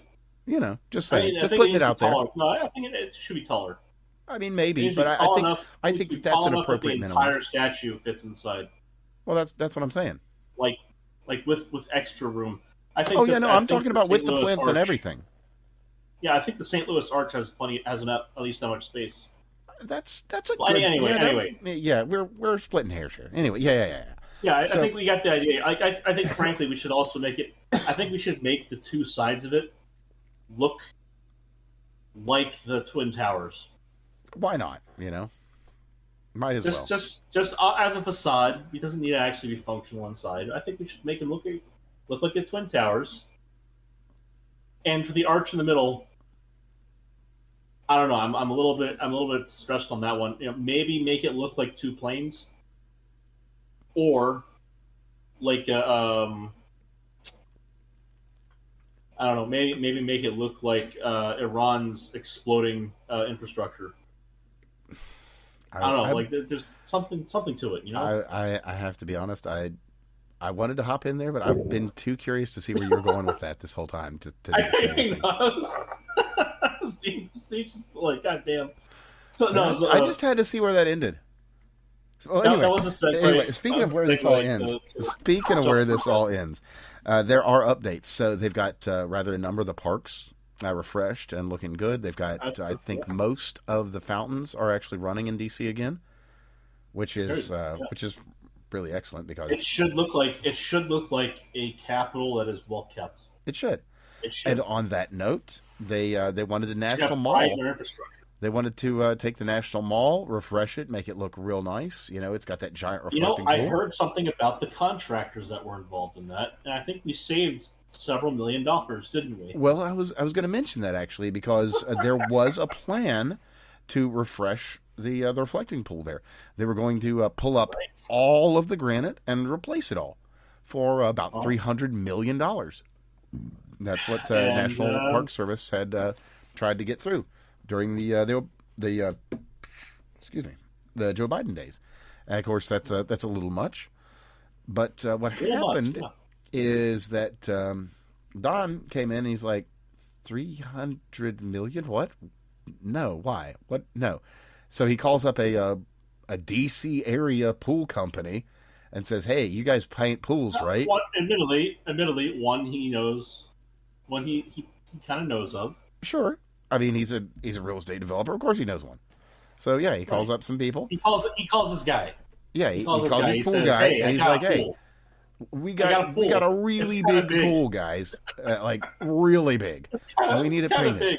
You're gonna need at least a huge pool that needs to be painted. And you're gonna need at least 2 scrubber brushes and a couple extra guys. Yeah. Bring your best guys. Well, anyway, so he talks to these folks. He gets a deal out of them. Now this is going to sound crazy. It's not 300 million. It's not 200. It's not even 100. $7 million. $7 million. So he was able to get about a $293 million savings on the other one by just painting it nice pretty blue. So now, admittedly, blue. This is $2 million more than I heard. I heard something like 5. Well, that's because you didn't hear it from Seth Abramson, New York Times best-selling Trump biographer. There you go. And so, and I quote This paint job, M-dash, if you can call it that, M-dash, is costing you $7 million, America, because Trump gave a no-bid contract to a pal. This would have been Exhibit A in the sort of shit Doge was actually supposed to be looking for when it was instead cutting life-saving scientific research. I am upset now. I'm upset because we should have because your keyboard doesn't include M dashes on it. Is that why you're upset? We should have. No, you see, the thing is, people talk about that, but if you just do 2 dashes and hit space, then that's an M dash. So, but it doesn't place them that way. It does in Word. It doesn't do it in Twitter. That's irrelevant. It is relevant. No, it's not relevant. I don't know. Again, like, point here being,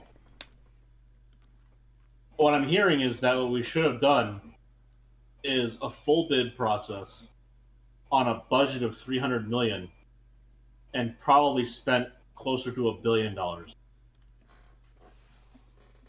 Because that's just the way government funding works if you allow it to. Oh, right. I was like, wait, where's he going with this? Oh, right, because that, yeah, actually. Because if that would be the normal. That would be the normal course of affairs. It's like, okay, well, we'll put it out there for $3 million. Because that's the way the budget works. You see, the first year you get $300 million to do the search, because that's what you're supposed to be spending on the actual project.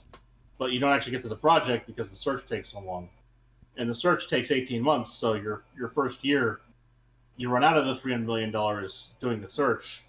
How did you do that? Well, it doesn't matter, because you see, in order to have the budget for the next year, the $300 million you want to spend, you have to spend the $300 million the first year.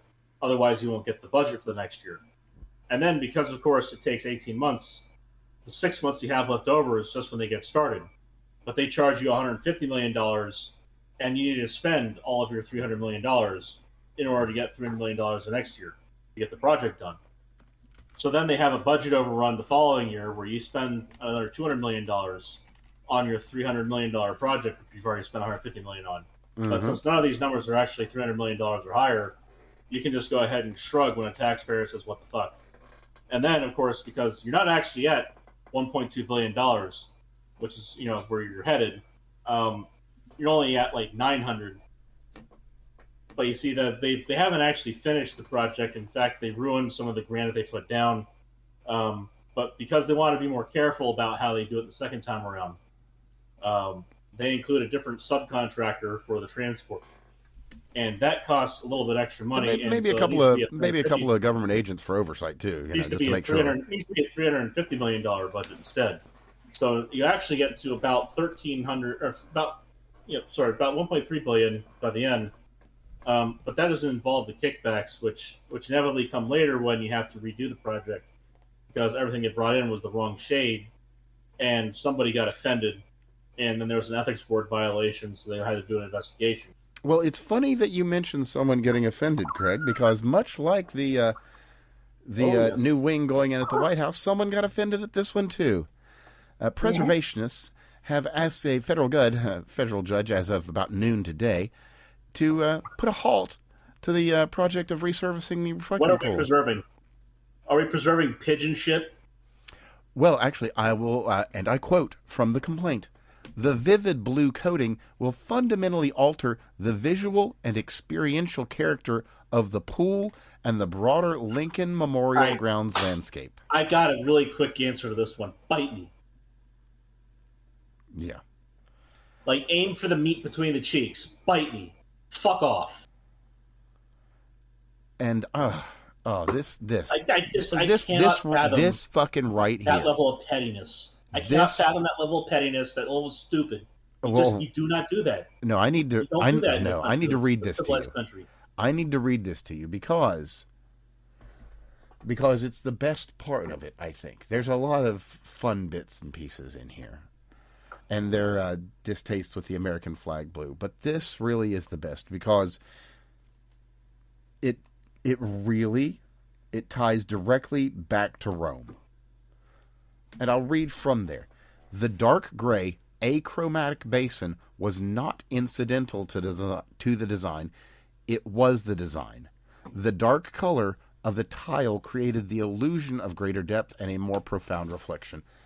Now, again, we fall back to Rome.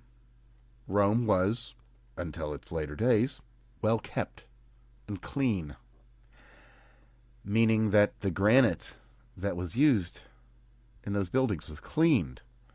It wasn't overrun with algae and filth and dirt and grime. It wasn't dirty. You fucking idiots. It was meant to be bright, clean granite, not algae-covered filth. It wasn't supposed to be dark gray, you fucking idiots. It was supposed to be bright, to shine. Well, it might also have been meant to be a reflection pool. Yeah. Can you imagine what a bright granite at the bottom of a pool might do? Well, it might reflect quite nicely. I can, in fact, because I've seen one. I've seen the functional one. It's pretty amazing. It's spectacular. It's not in DC. Yeah, and it's not a dingy fucking gray, is it? No, it's not shit. It's not shit colored. You gotta remember, like, people are allowed to go into the pool. You're not supposed to, but, like, people do. And like, it's, for instance, you have, like, if you have kids running around and they go and they start splashing around, like, what are you gonna do? Get them out, right? It's like, come on, kids, get out. Like, the damage is already done as far as cleanliness. What we're supposed to have is an active cleaning of this pool that's going on. Like, you know, around, like, on a routine basis. Like, you should have, like, a monthly scrub down, right? At least. Think. You think that they might condition the water a little bit that's in there. Like, if I were them, I'd be looking into the plumbing for circulation in there. Like, they should do the whole full Monty on it. Because, like, this is the time. The next guy isn't going to care about getting their... Like, imagine it's a Democrat. Oh, that's the least of their concerns. Fuck. They will not give a flying fuck about the collecting pool. Our national infrastructure should reflect the excellence of our country. True. To at least a minimum degree. And the minimum degree here is it shouldn't look like somebody's neglected pool at a house with 20 years of overgrowth. Yeah. Which is what it looks like. I gotta tell you, like, I have been to DC a few times. And, you know, in recollection, only a couple of the times, like the earliest couple times, was that pool, like, clean. Like, I only remember one time where I saw someone actually doing anything at the pool, like, to maintain it. Mm-hmm. Yeah, it's like, I haven't been there, like, every year, but, like, this is, like, and I haven't been to DC in DC proper, like, to see the monuments and such. I haven't been inside DC in a while. You know, over a decade. So, like, it's... I can only imagine right now how bad it's gotten if they've just fucking given up on maintaining it. Like, that used to be something the mayor used to do. Like, that was the city's responsibility. That it was. But we've seen how terribly they've well, you know, they painted streets with Black Lives Matter, and then they set them on fucking fire. Literally. Yeah. That's true. I'm not expecting these people to... It's really frustrating. Because, like, you know, now that they're enjoying consequences of maintenance once again with the low crime rate. And crime fighting is a maintenance task. Yeah, in and of itself. Absolutely. And there are other maintenance tasks which need to happen, and it's a location that is of particular concentration of national monuments, points of national pride, and these things need to be maintained. So above and beyond other places in the country, there is a maintenance requirement here. The Grand Canyon would be a trash bin filled to the brim with dirty diapers and used paper plates by now, if we didn't have Park Service making sure things are clean and going after people. To be fair, it wouldn't be that bad. The Indians have only recently arrived, but your point does still stand. Dude, believe me, When I was younger, tourists were just as bad about this shit as when I was older. Well, they weren't as bad as Indians are. I said tourists. And that's why I said they weren't as bad as Indians are. Because I said tourists. You did, and I noticed that neither one of us is, saying that the other is wrong. Just adding context. Because that's what we do here at the Fake Untitled podcast. So my exaggeration is of a different sort. The point here being, there's a maintenance aspect to our national parks, our national monuments, our national infrastructure. Well, not only that, we need to actually follow through on maintenance. Oh yeah, absolutely. And we're seeing a microcosm of it. We're seeing a microcosm of it happening in crime fighting across several states, specifically in DC, with the renewed maintenance of local infrastructure, and hopefully soon with the national monuments getting at least a little bit of a dusting, if not a makeover. The possibility of new monuments, given the 250th coming up this summer. Like we're slowly rolling back into doing these maintenance tasks. Well, and something that I wanted to kind of segue, some very interesting. Well, we're past midnight now, so we gotta. Well, we are, but I've got something. I know I kind of interrupted you, so yeah. Well, and if you got to sign off, you got to sign off. I got a couple things I want to talk about either way, but the one here, somebody made brick suit. You know who that is? He's the guy with the brick suit. He put out this tweet. It said, "Lib household in 2038, 18-year-old mom. How can I access the free money in my Trump fund? Lib mom, you can't, honey. President Trump supported it, so I never signed you up." How sad and how true this is going to be. Because why? Well, because that's quite literally a thing. TrumpAccounts.gov. We spoke on this a few weeks ago. It is now live and legit. There is money there for your child to build a future with that you have helped pay into. There it is. There you go. All you got to do, sign your kid up.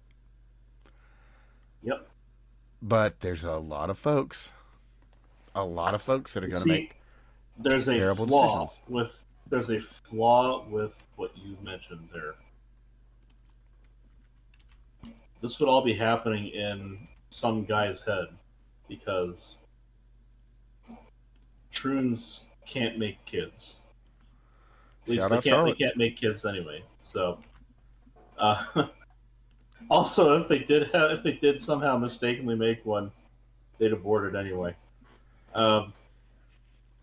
Well, I mean, who knows? Maybe they have some money, and they decide to buy one off of some. Well, again, that's the thing, isn't it? Is the hippy dippy left, they can make kids. The hardcore, so the liberal left can make kids. The hard left, the illiberal left, the abort your kids and girl boss your way into poverty later. They can only recruit. They don't reproduce. Which is why they go to universities, to steal your children. Oh, and speaking of that, I've got a little bit of good news. I mean, it's not really good per se, but it's a fair result. There's a man who drove a UPS truck. Oh, yes. Yes. Yes. It is a fair result. I agree. The outcome is not good. He stole a young girl away from her home, did unspeakable things to her, and then killed her in a terrible way. And now actually, I want you to say that's fair. It's a just result. It is certainly not. No. I don't. I mean fair as in that's fair, not as in fair and just. Fair and just. I've said my piece on that, and, we're on a fairly safe platform. But I will say that I would like for the investigation to have been more thorough and involved many hammers. Many hammers. Yeah, you see, that's the thing. That's what I'm saying. I think fair is... This is the only result that could be acceptable, is what I mean by fair. Because we have because Should the we man have be drawn and chosen quartered? I would take no issue with that. because we have decided as a society over a long period of time to cede a monopoly on violence to the state and to the illegal acts that they should be punishing. Because we have ceded that monopoly of violence to the state in lieu of what is hoped to be a better way of life, we have removed the satisfaction, unfortunately, of those who are directly injured being able to mete out the damages to those who have harmed them in a way that would constitute what would be otherwise felt as appropriate revenge, but also just consequences. Revenge is dangerous. not a virtue. Revenge is not a virtue. It is dangerous. Revenge is dangerous and risks you losing your soul, to put it Whereas justice is meant to be blind in this case. It's also meant to find the truth of the matter, etc., etc. So, in the sense, there is a civic pride in that we are capable of coming to the conclusion that this monster needs to be tried. But there is also the sadness in that this person will never meet the suffering that they adequately deserve. No, unfortunately, and that not. The parents are never going to. There's no restitution that is possible that will adequately give back to the parents what they have lost. Give back to the little girl what she lost. Yeah. The damage is done and it is irreparable, and this person just needs to fucking go. It needs to be swift. And that's the, the only justice left in this world theories. Is that man doesn't get any appeals or any. Well, you see, otherwise, here's the thing: is we would spend about $30,000 a year plus. This is pre-Biden numbers. It's about $30,000 a year to house a prisoner, right? So we'd be spending that for the rest of his natural life, however the fuck long that would be, given that prisons were capable of keeping people alive for a very long time. Now, all said, he doesn't fucking deserve that. He's going to be entirely possible. Just as an aside, and we know this full and well, it is entirely possible that he will not make his date.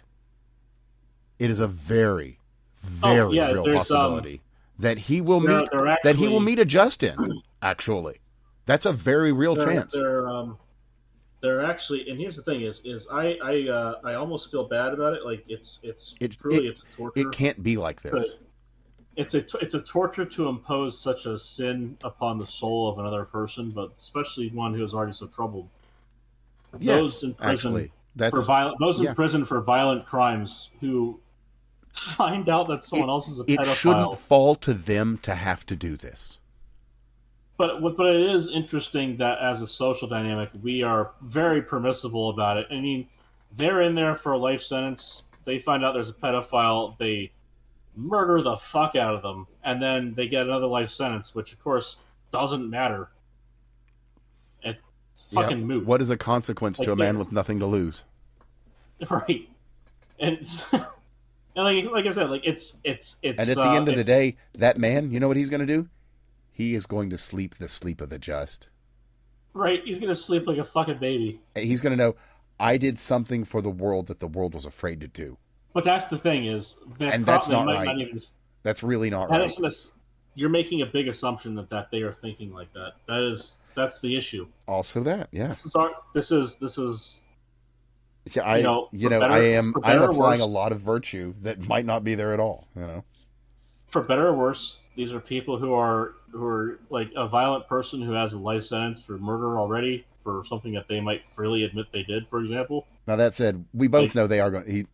That dude's going to sleep the sleep of the just. I mean, that's a for real. Oh, sure. That's going to happen one way or the other. That happens. Well, like I said, he's going to sleep like a baby. The just part of it might not even enter the conversation. Is all I'm getting at. Like, you might just think like, well, he looks like the teddy bear my mom used to beat me with before I murdered her and her brother husband. Yeah, And then that just triggered me. So I took out 30 years of pent-up rage from being in prison, plus the 20 years of being sodomized by my entire extended family, out on this one person. It's like, okay, well, that's gruesome, sir. Here's your extra life sentence. I guess chalk it up on the board with the rest of them, and have a good day. Yeah, I don't know. Maybe we can give him some mess privileges or something, right? Anyway. Right, it's like, hey, he gets an extra hour on the gym for a week. Yeah, absolutely. Well, anyway. Moving on from lethal injection to prompt injection. I so wanted to use that segue. So somebody got their OpenClaw hacked. They were getting some third-party skills to add to their AI. Don't do this shit unless you can vet it. God damn. They got fucked. This is grandma with email attachments all over again. You guys need to be careful. Yes.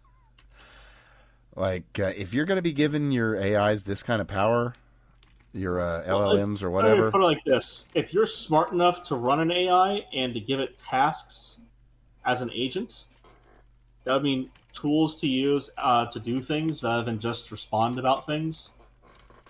You are also smart enough to know that you should make sure the thing you're giving to your agent is valid and safe, or that the specific risks you are willing to accept are also mitigated to the extent possible. Yeah.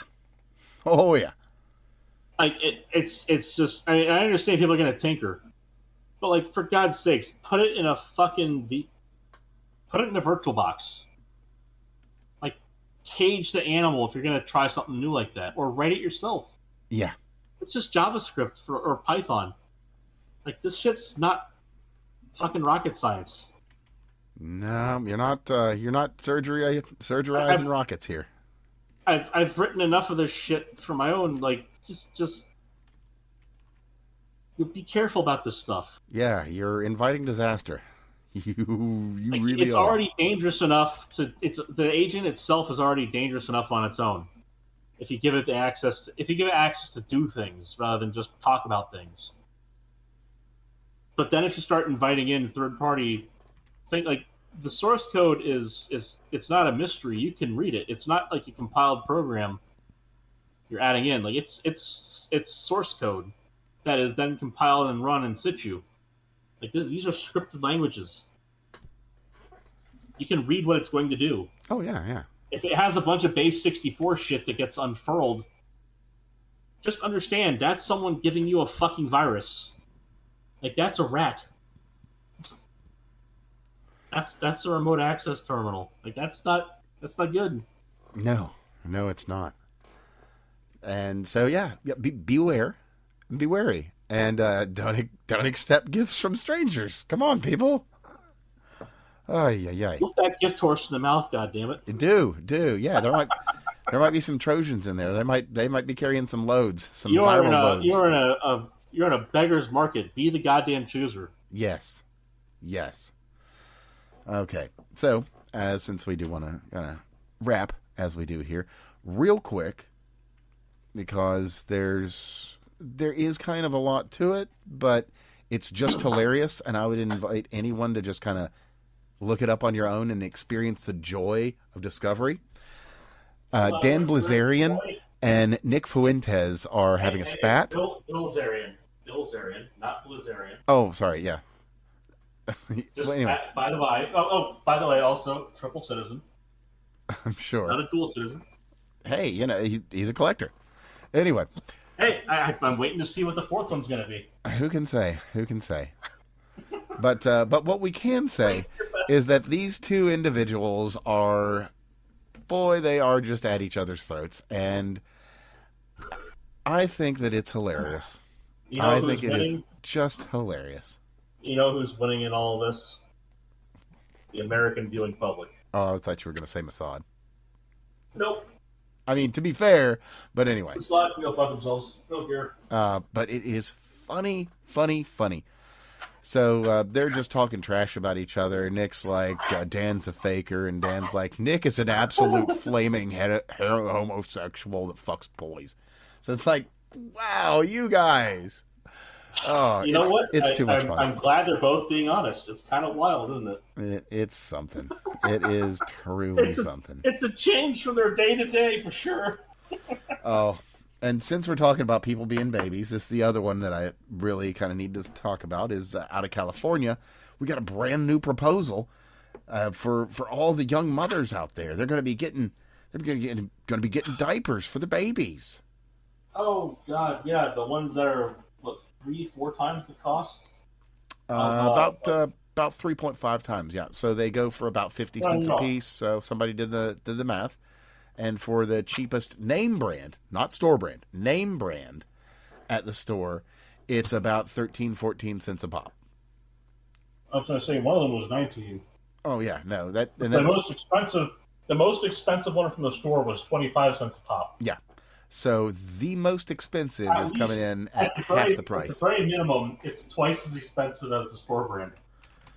Well, as you know, as of course you know, there's more to the story. You see, Baby to Baby is a nonprofit, cough. And, well, there's something interesting involving the company. You see, there's a little bit of a connection there. The CEO is, good friends with Gavin's wife. Isn't that funny? I'll throw a link to a little thread on it by this guy, Peter V, that just kind of goes through it. But yeah, of course, as you might expect, it's just nepotism and grift and graft. Surprising no one. So yeah, that's the whole story. Of course, it's money's just going back to Gavin and his friends, as you might imagine. Oh yes. All right. So those were the We should really get in. We should really get in on this on one of these nonprofit things. I'm telling you, man, it is a hell of a. You've got some connections to government already. Like we could just go ahead and tell these guys, like, hey, we're gonna go ahead and we're gonna make bank on this. Yeah, I don't know. I mean, you never know. Well, what we do... You might accidentally do something useful. Maybe. I mean, that would be, right? I mean, God forbid this thing take off because of somebody with power making it happen. That'd be crazy. But, anyway. Speaking of bad organizations and their fun maneuvers, we've got... we talked about this already. This month, actually, Southern Poverty Law Center indicted by a federal grand jury. Ba-boom. Well received. It's been a long time coming. All right, when's the ADL getting in there?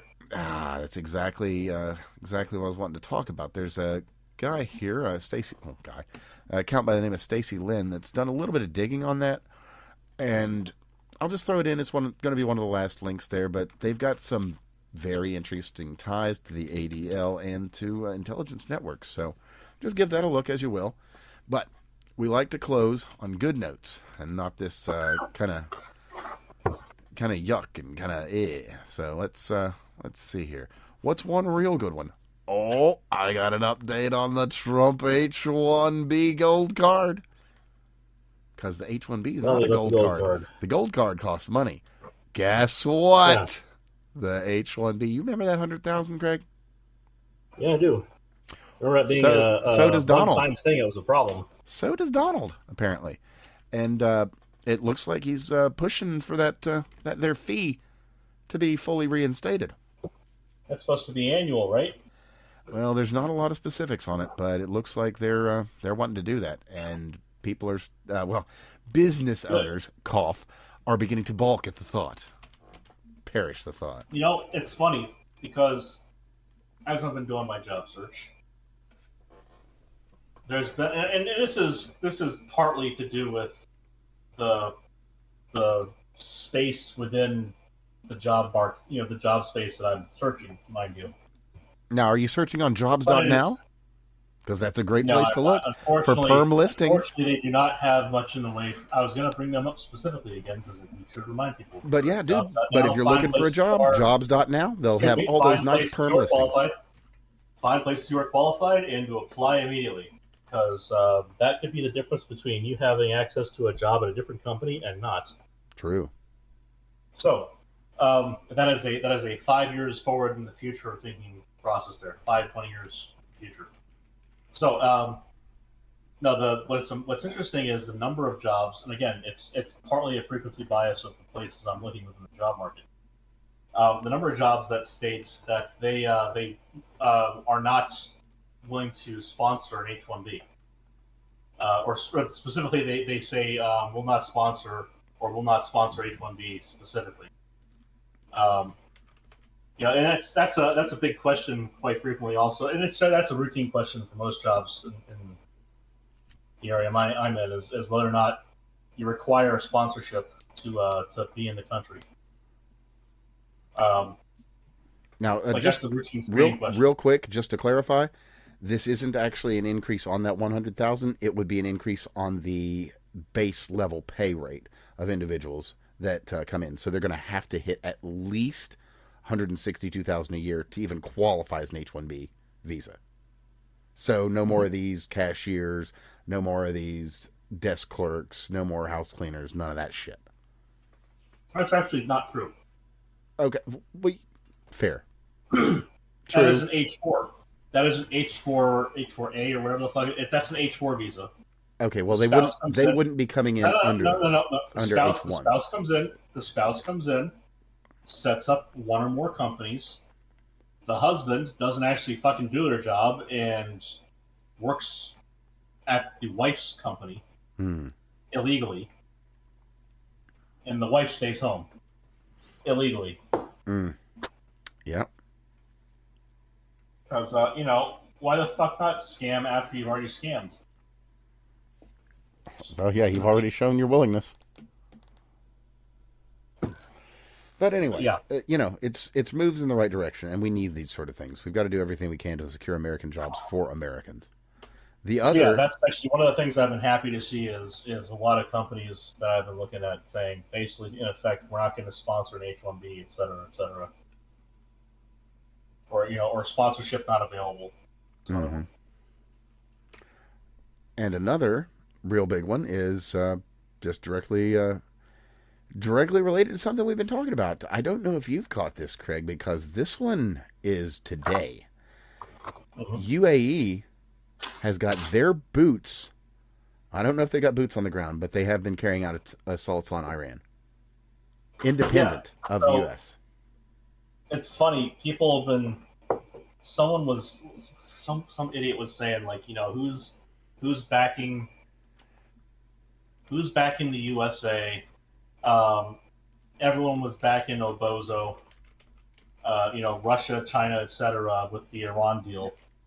It's like, motherfucker, and they're saying is China backing Trump? Is Russia backing Trump? It's like, well, motherfucker, one, if Russia did back Trump, they would make it a scandal. But two, the whole fucking Middle East, except for Iran, everyone in the Middle East except for Iran, fucking hates Iran right now. Oh yeah, they burned a lot of bridges. Skip Iran and their proxies, Hamas, Houthis, and Hezbollah. Remove their proxies and the little enclaves, the little government within a government that they've made in the territories they occupy. Everyone in the Middle East is livid with Iran. Everyone fucking hates Iran. Everyone would like to see Iran kettled.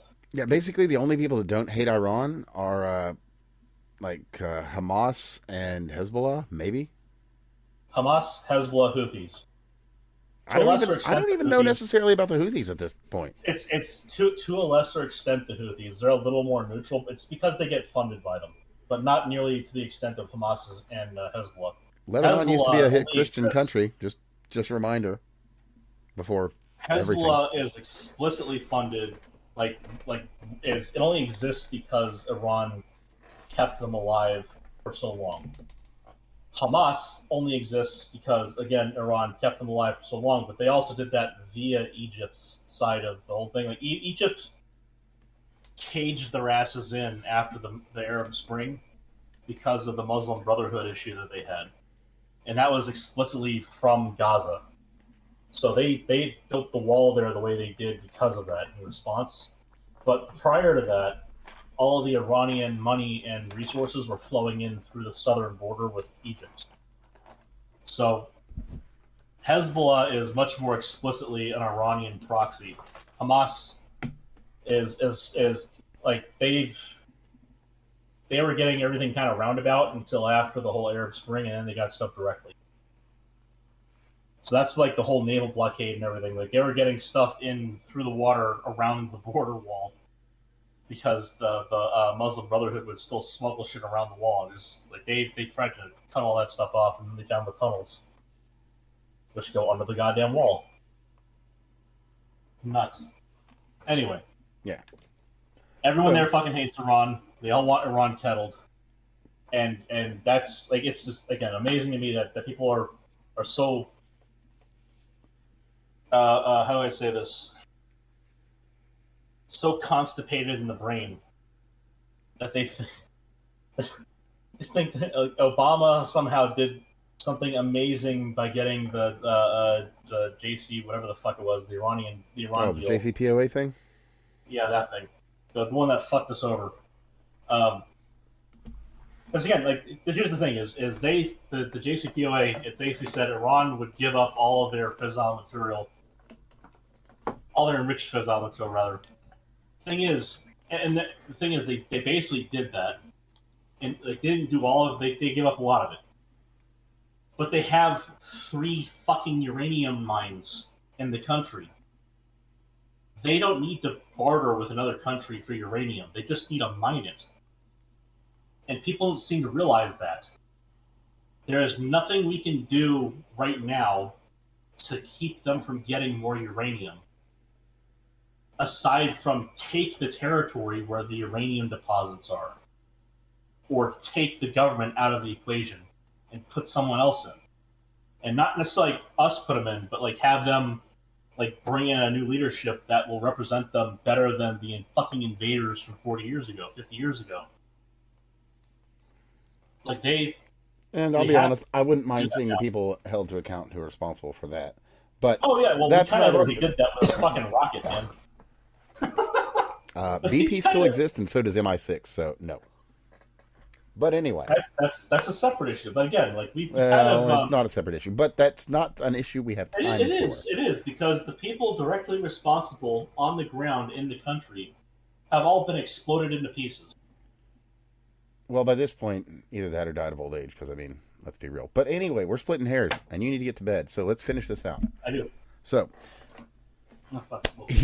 I've got a couple of specific ones I wanted to hit this week, and nothing's really going to take much time. So we'll just roll through them real quick.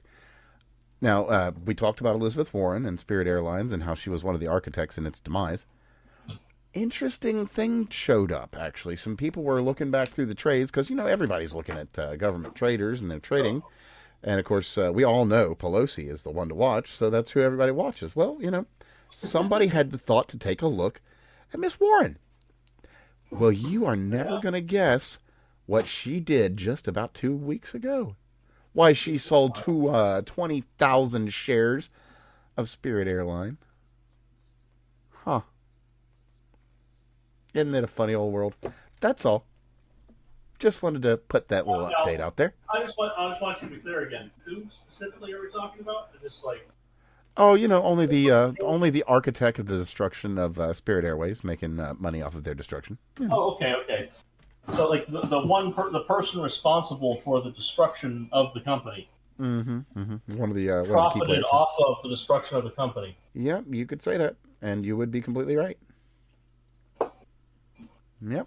And I suppose the most charitable interpretation would be to take advantage of the fact that with the company going under, they would be what's it called? I guess reclaiming their investment, recouping losses. Yeah, that's what it is. But I guess it's interesting because they're recouping negative losses. Mm-hmm. Which I think people would call profit. Not extant anymore. So but also speaking of recouping your losses, so here I got another real quick update on something that we've spoken of as well, and they're definitely trying to recoup their losses here, and that's going to be our friends up north in Alberta. They've hit all their numbers. They've hit all their marks. I'm looking forward to they are moving forward rapidly. But not only that, something interesting came out today.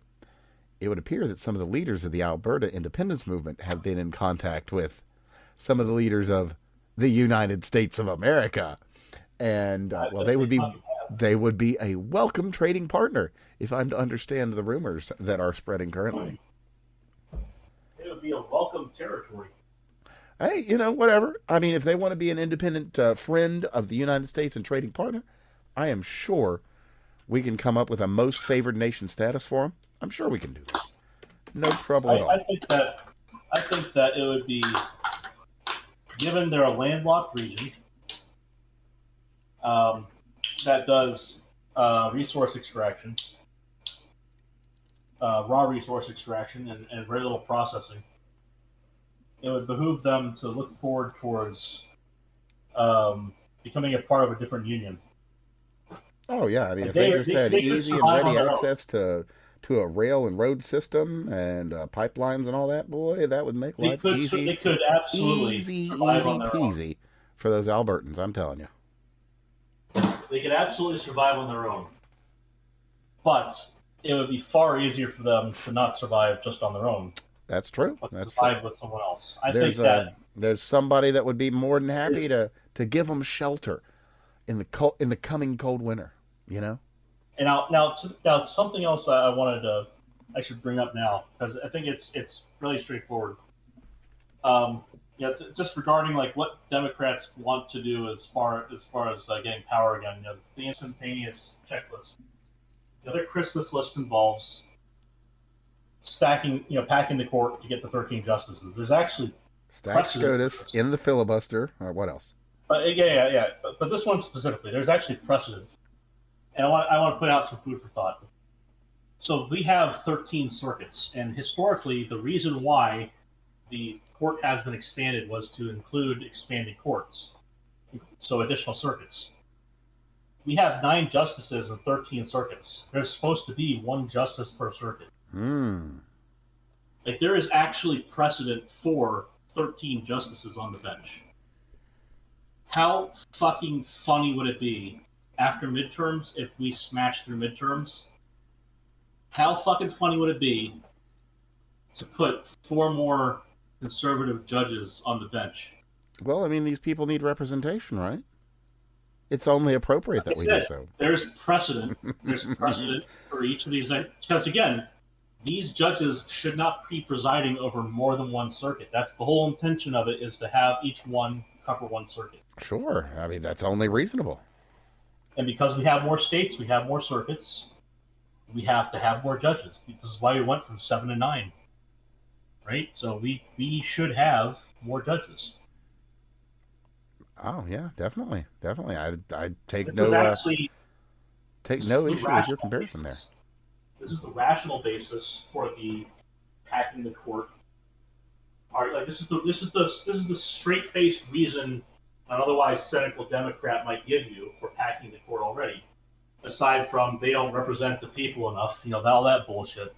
The rational reason is that you're supposed to have 1 judge per circuit, and we have 13 circuits and 9 judges. We have a mismatch, and we are supposed to bring that up to parity.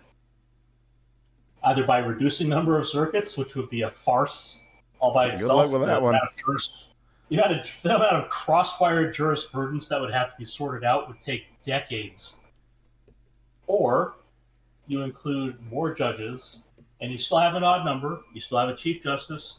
It's all copacetic. You just have 4 more. There's nothing about like representing the states or any of that shit. It's like, okay, we need to have these are got to be like the heads of the circuit. These are the guys who manage shit, like clerkships, the judgments they need to keep abreast of, et cetera, et cetera. This is all very, very straightforward. Mm-hmm. It's just that right now it's a political football. It's a hot potato. It keeps getting tossed around as a threat. It should be put forward as a virtue.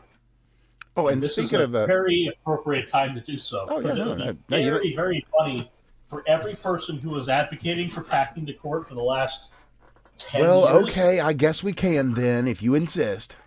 For the last 10 years? Well, all right, you guys have been making such a fuss about it. Okay, I guess we'll go ahead and do it then. Imagine them turning around and banshee shrieking about how they're getting fucked over by having 4 more judges on the SCOTUS. Oh, yeah, they're already crying rivers and rivers of crocodile tears over not being able to jury-rig fucking elections. I just said 4 more judges on SCOTUS. I didn't even say 4 more conservative judges, which they would probably be. My guess is that we would get through at least 2, if not... Yeah, we'd probably get 2 ACBs, and if we're lucky, we might get 1 more clearance.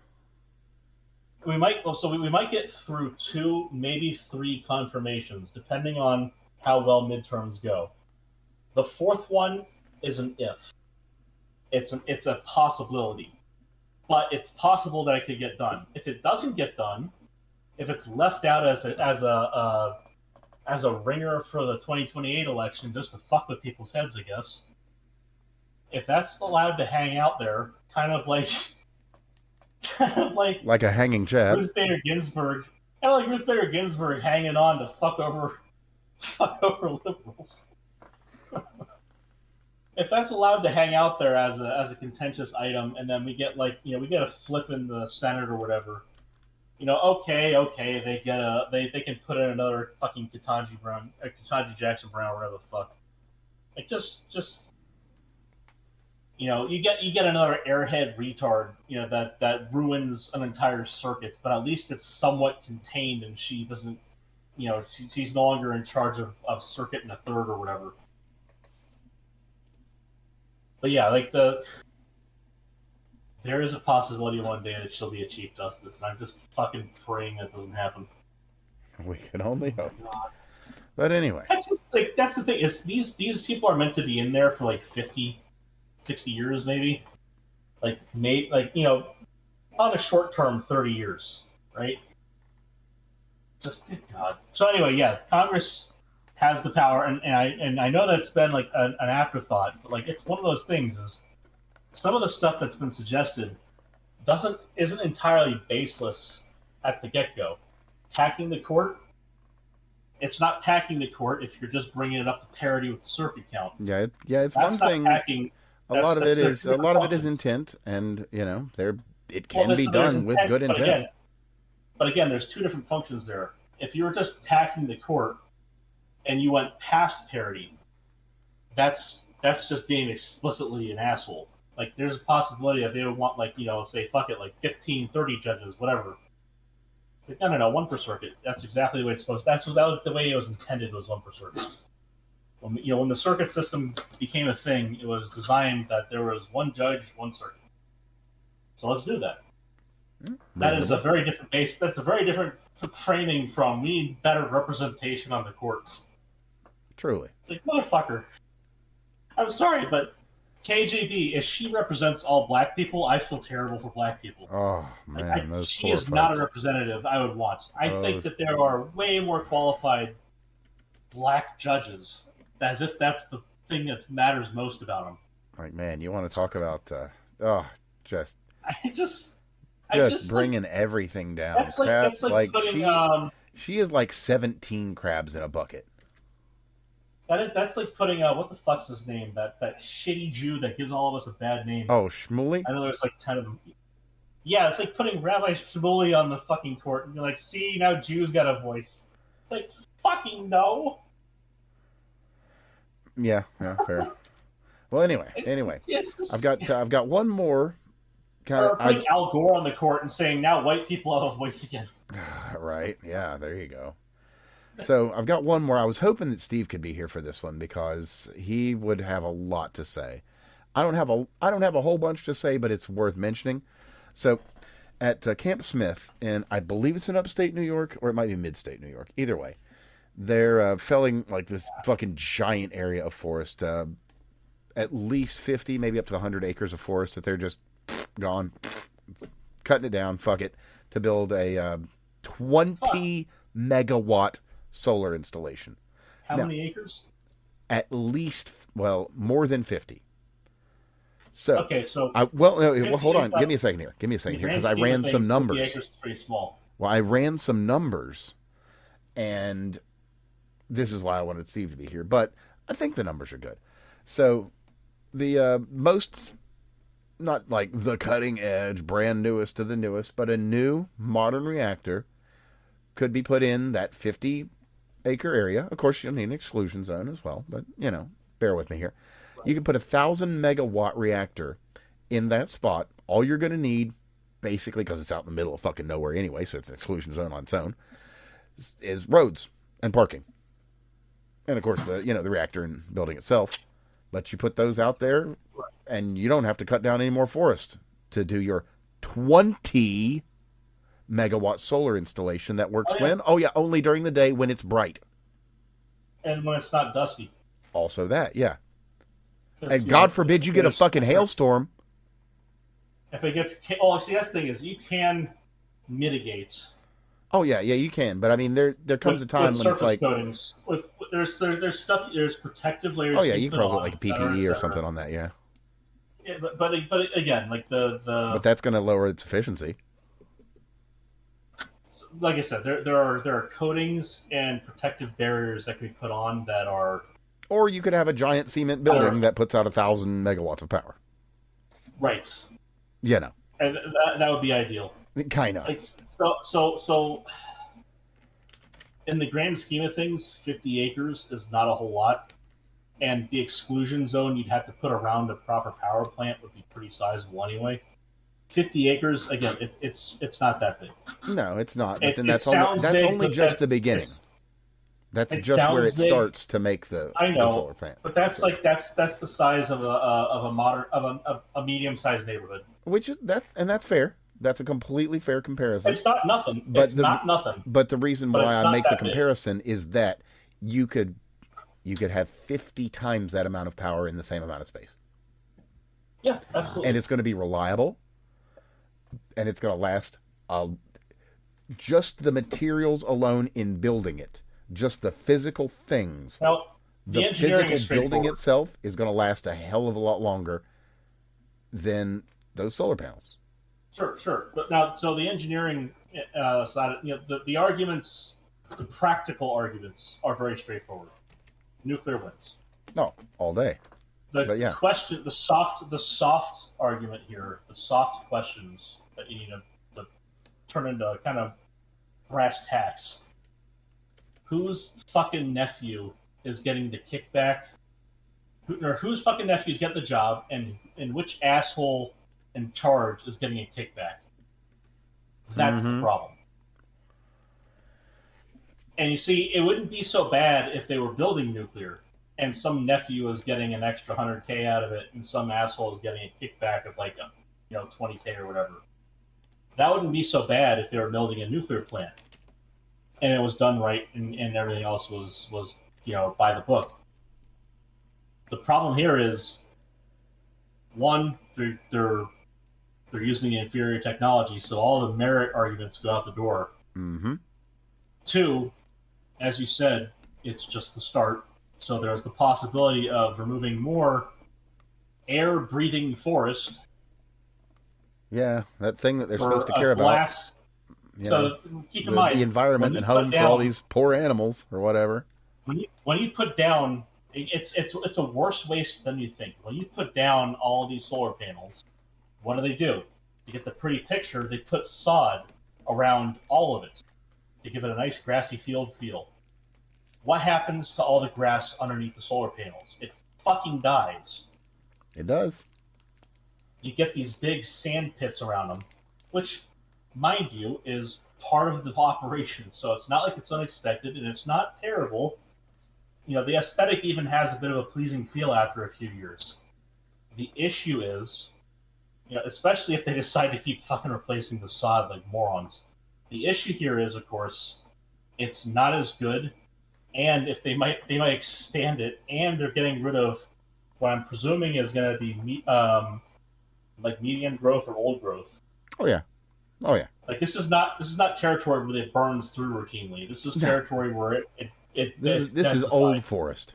Maybe not old, but old enough that people have. It's not necessarily old growth, but it's going to be medium growth to old growth. Yeah. Like again. So like I'm not gonna get all hippy dippy about the forest part of it. Like that part, Well, that's what they're supposed to do. Right, but again, like you can grow more trees. which if you put down a reactor, if you put in a nuclear plant, you would be getting rid of a bunch of old growth forest, a lot more than you think, and then you'd be planting back in to regrow the area and allow the natural ecology to creep back in towards the plant. But the exclusion zone around a nuclear plant is sizable. It's much larger than the dome. Oh, It's yeah. one of the reasons why they're built near waterways and they have all that exclusion zone kind of built into the area. So, like a nuclear plant wins. The solar stuff, they're gonna fuck it up already. Like you get heavy snow, it gets covered. Yep, You get snow. dust and dirt in the snow that sticks around after the melt. It stays covered. Mm-hmm. You have to go out If there it's a and clean rainy it. day.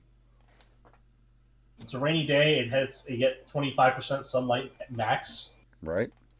You know, Overcast. it's Or, So it's the good- whole of the it's winter great. in New York where, you have long nights. Yeah, they're past 45 latitude or higher, and you're already getting shit sunlight. It's like, what are you It's- doing? it's- What the fuck are you doing here? It's a good feel good story, and solar is fantastic for specific applications. And my guess is that it's there not, are places where it shines. Pardon the well, pun. even at the same latitude as New York, in that band, there's still niche applications which are very well suited very well suited to solar. And I'm sure Steve would have arguments with me on this one as to which ones specifically, but that's neither here nor there. The point is, there is a time and a place. This is not it. No, I this is guarantee you this is not it. not at all. But And and you can it's- understand now why I wanted Steve around to And cover it's that, because purely he would, political. boy, he would really have a lot to say about that. He would have said the same shit, like, this is bullshit. Oh yeah, no, it's, totally. It's very straightforward on this stuff. It should not have been approved. Like, I don't. And the thing is, you just know there's some EPA asshole, some prick. He's just sitting there, all high and mighty, feeling like they've done some service for the ecology of the area by getting that rid of dude. it. That dude thinks his farts smell like roses.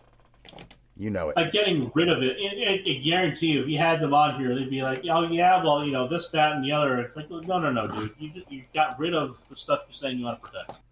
Mm-hmm. Like, and I get it. Like, there's the idea, there's the notion that if you put in a different kind of power plant, it's going to start killing the forest around it. It's like, yeah, but solar is going to do that anyway because you need to maintain it.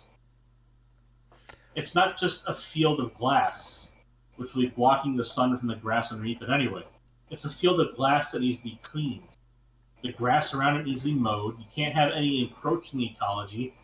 If you have any kind of a theoretically locally endangered species, which by the way is a fucking thing somehow, locally endangered. Oh yeah, that too. Yeah, no, all the Which I'm hoops, all guessing the they jumps, just all the overlooked. nonsense. I'm guessing they just overlooked that. I'm sure. Because there's that's the thing is there's always a fucking locally endangered species of some sort, and that prevents people from building a house on a third of an acre, let alone. Or you got a 50. grove of like 3 particular trees that are, Yeah, uncommon. there's always some critter or plant. There's always something. Yeah. And and I'm sure they had someone write a really big third grade essay as to how they're going to make things better for the world by having solar. Fine. But again, at the end of the day, you're absolutely right. Same acreage, nuclear power plant. Even if you include the buffer zone for exclusion to for basic safety kind of shit, like you're still gonna get. And that's way just going more to end up energy. being forest at the end of the day anyway. So it's like, yeah. Yeah, and again, like the exclusion zone area, like that is allowed to have facade, so you can plant out new trees. Yeah.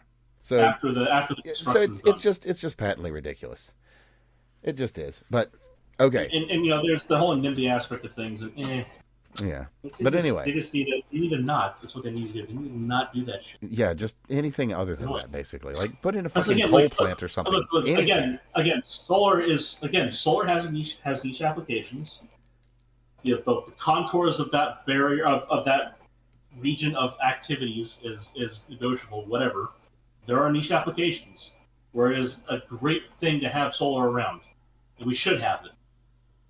And the problem is, things like this give it such a fucking bad name that whenever you propose it in the future, the talking point's going to be, oh yeah, you mean like that failed 50-acre site up in New York that fucked up everything? And you're like, oh, well, good point. Right. Because you're not going to be able to say anything else. There's not going to be any defending this shit after it fucks up inevitably. Nope. So let's wrap it with two good ones.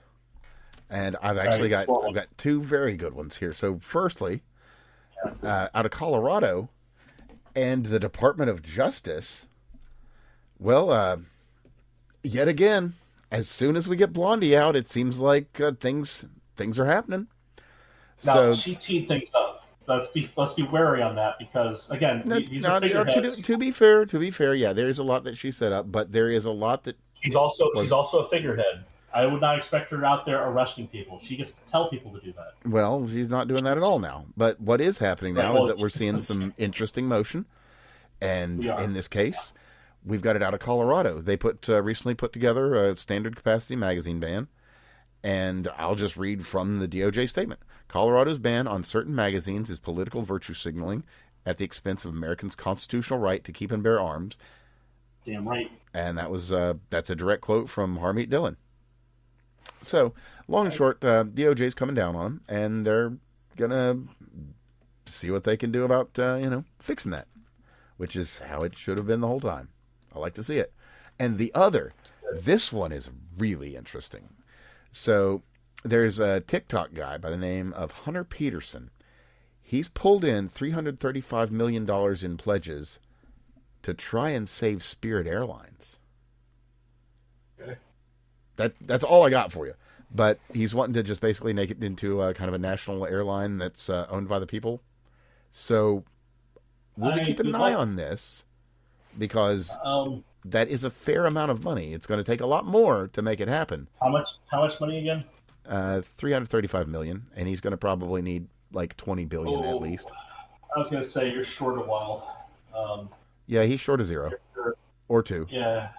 But nonetheless, that is an impressive sum in a short time. So if he multiplies that by 100, he has 35 billion, which is, I think, more than enough to save it at that point. True. Nonetheless, though, I will be keeping an eye on this just to see if there's any motion on it, because there's a lot of people that would like to see Spirit saved, if for no other reason than that they don't want to fly on planes with the people that fly on Spirit planes. Well, if we get Venezuelan oil. Oh, the other thing. Thank you, Craig. Holy shit, I almost forgot. We got Venezuela's depleted enriched uranium. Venezuela's? Yes. It has been removed, and Venezuela is now a 100% on board USA partner. You know what? Here's the thing. We should put nuclear power plants down there the same way we put them in here. Oh, yeah. We should be building out that infrastructure in both countries. Definitely. And not using them as a test bed, but using them as a strategic partner. Because that is the way we can return the uranium to them in a way that is not charitable, but economically useful for both parties. Viable. Viable is still a stretch on that. The idea here is they ceded to us their uranium voluntarily after we took their fucking Maduro. They gave us the uranium, and as an act of good faith, we should take that uranium, dilute it with effectively either depleted or native uranium, either of which will be fine, because the idea is to get it down from enriched state. Get it down to reactor grade enrichment of like 5% or whatever, and then get some reactors built down there. We can slap an American logo on there. We can put our flag on it if we want to, whatever. But the point is, we should partner up with energy companies in Venezuela to get these things built and bring that uranium diluted back down to them. And we can even regulate all the process, from all stages in the United States to every step of the way down there. Keep our eyes on it like a fucking hawk, and every step of the way back to the United States for disposal. We can do all of that if we wish. No, yeah. But get On the our own, uranium without even having to make use of the IAEA. But get that uranium working for the Venezuelan people. Oh, sure. I think that would be a huge win for building that relationship. Yeah. You know, you gave us the uranium. Things are going pretty well so far, and I should like to see them continue to go well.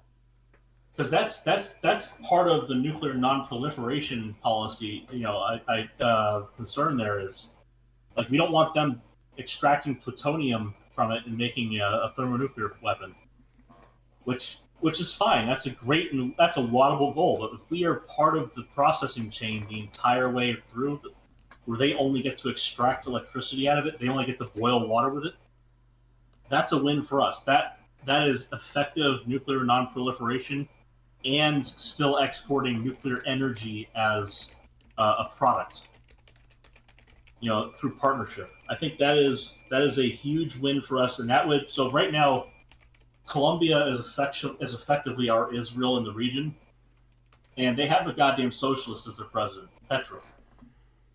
So what we need is to build out additional partnership in the area. We need to outcompete China's Belt and Road, which has had, you know, fucking decades to fester in that area. We need to start to shine the bright light of America and get rid of it. Well, sure enough. And that's one of the ways to do it. If we take Venezuela from the socialist pit it's in, the communist hellhole, and turn it back into the Venezuela of the 90s, like effectively overnight, that would be stupid powerful. Like that's not propaganda. That's just performance. Oh yeah, it is. You know, I mean, it's like, good optics. Ad demonstratum, man. Like get our stuff down there and just show them the way. Indeed. You know, they're not the ignorant masses. They're the people who are like, fuck this noise. We used to be something. It's like, here's your something again. You know, they gave us the uranium. We take it, we turn it back into fuel, give it to them as fuel, take it back as waste. You know, bada bing, bada boom, done. Because keep in mind, if they don't have to burn oil to pull the oil out of the ground, that's a win for everyone. Yeah. You know, if basic electrical needs are met without using petrochem, then that means we can use it for things that we've removed some of the loss leader aspect of the market cap, and that is an economic boom waiting to happen. Because remember what I told you before about how the oil economics works. Things like gasoline, those are loss leaders. Those catalytic cracking towers are meant to produce ethylene and methane, and that's what we need. Well, not just that. Actually, we are noticing that there's a lot that's needed these days, and people are finally figuring that out. Like naphtha and any other number of downstream petrochemical stuff. It's not just the lights. You're correct. It's not just the lights at the top. It's also the bitumens and heavies at the bottom. And those are not cracked. Those are just those. Both the top and bottom are meant to come out the way they're meant to come out. The stuff in the middle that we fuck around with to make gasoline, we can get rid of that whole entire issue. Like that, we don't. If we can reduce the amount of gasoline we need in general, that is a boom for us from just downstream products through recycling, downcycling, upcycling, etc. The longer these things spend being products, the cheaper overall it is to pull them out of the ground. It's kind of backwards thinking on this. That's the way it works. If the longer it spends doing something, the cheaper it was. Well, just think of it like durable goods. You know, it's 100% bang for buck. Yeah. But anyway, gasoline is Craig, burned and it's gone. You're yapping, brother, and you told me you needed to sleep an hour ago. What are you doing? Yeah, shut the fuck up, dude. What are you doing? So anyway, was there anything else you were wanting to cover? Because I did manage to get all my high points and I even got my good stories in. So I think we're done. I'm good on this. You good, my brother? I am. All right, man. Well, you have yourself a very pleasant week. I'll aim to do the best myself. Everybody tuning in, you try and have a good one as well. Hope you had a great Mother's Day. And if you didn't, I'm not going to ask. Just hope it all worked out okay. Call your mom. Or, if things are bad, well, I hope they get better. But If anyway, you didn't and you have a mom, call your mom and tell her you love her. sure Unless enough. she was terrible, in which case, don't. Yeah, or if you're Hasan, just please don't do what you say you want to do with all of the landowners. Okay. But beyond that, you can find me at that fake guy Dan. You can find my man Craig here at CraigBob99, and give us a follow. Of course, share the show everywhere with everyone. The subscribe star is below. We've got everything up and current. I'm actually doing stuff with that. You can get something interesting if you want to help out. So please do. Aside from that, thanks for being here. Thanks for listening. See you again real soon.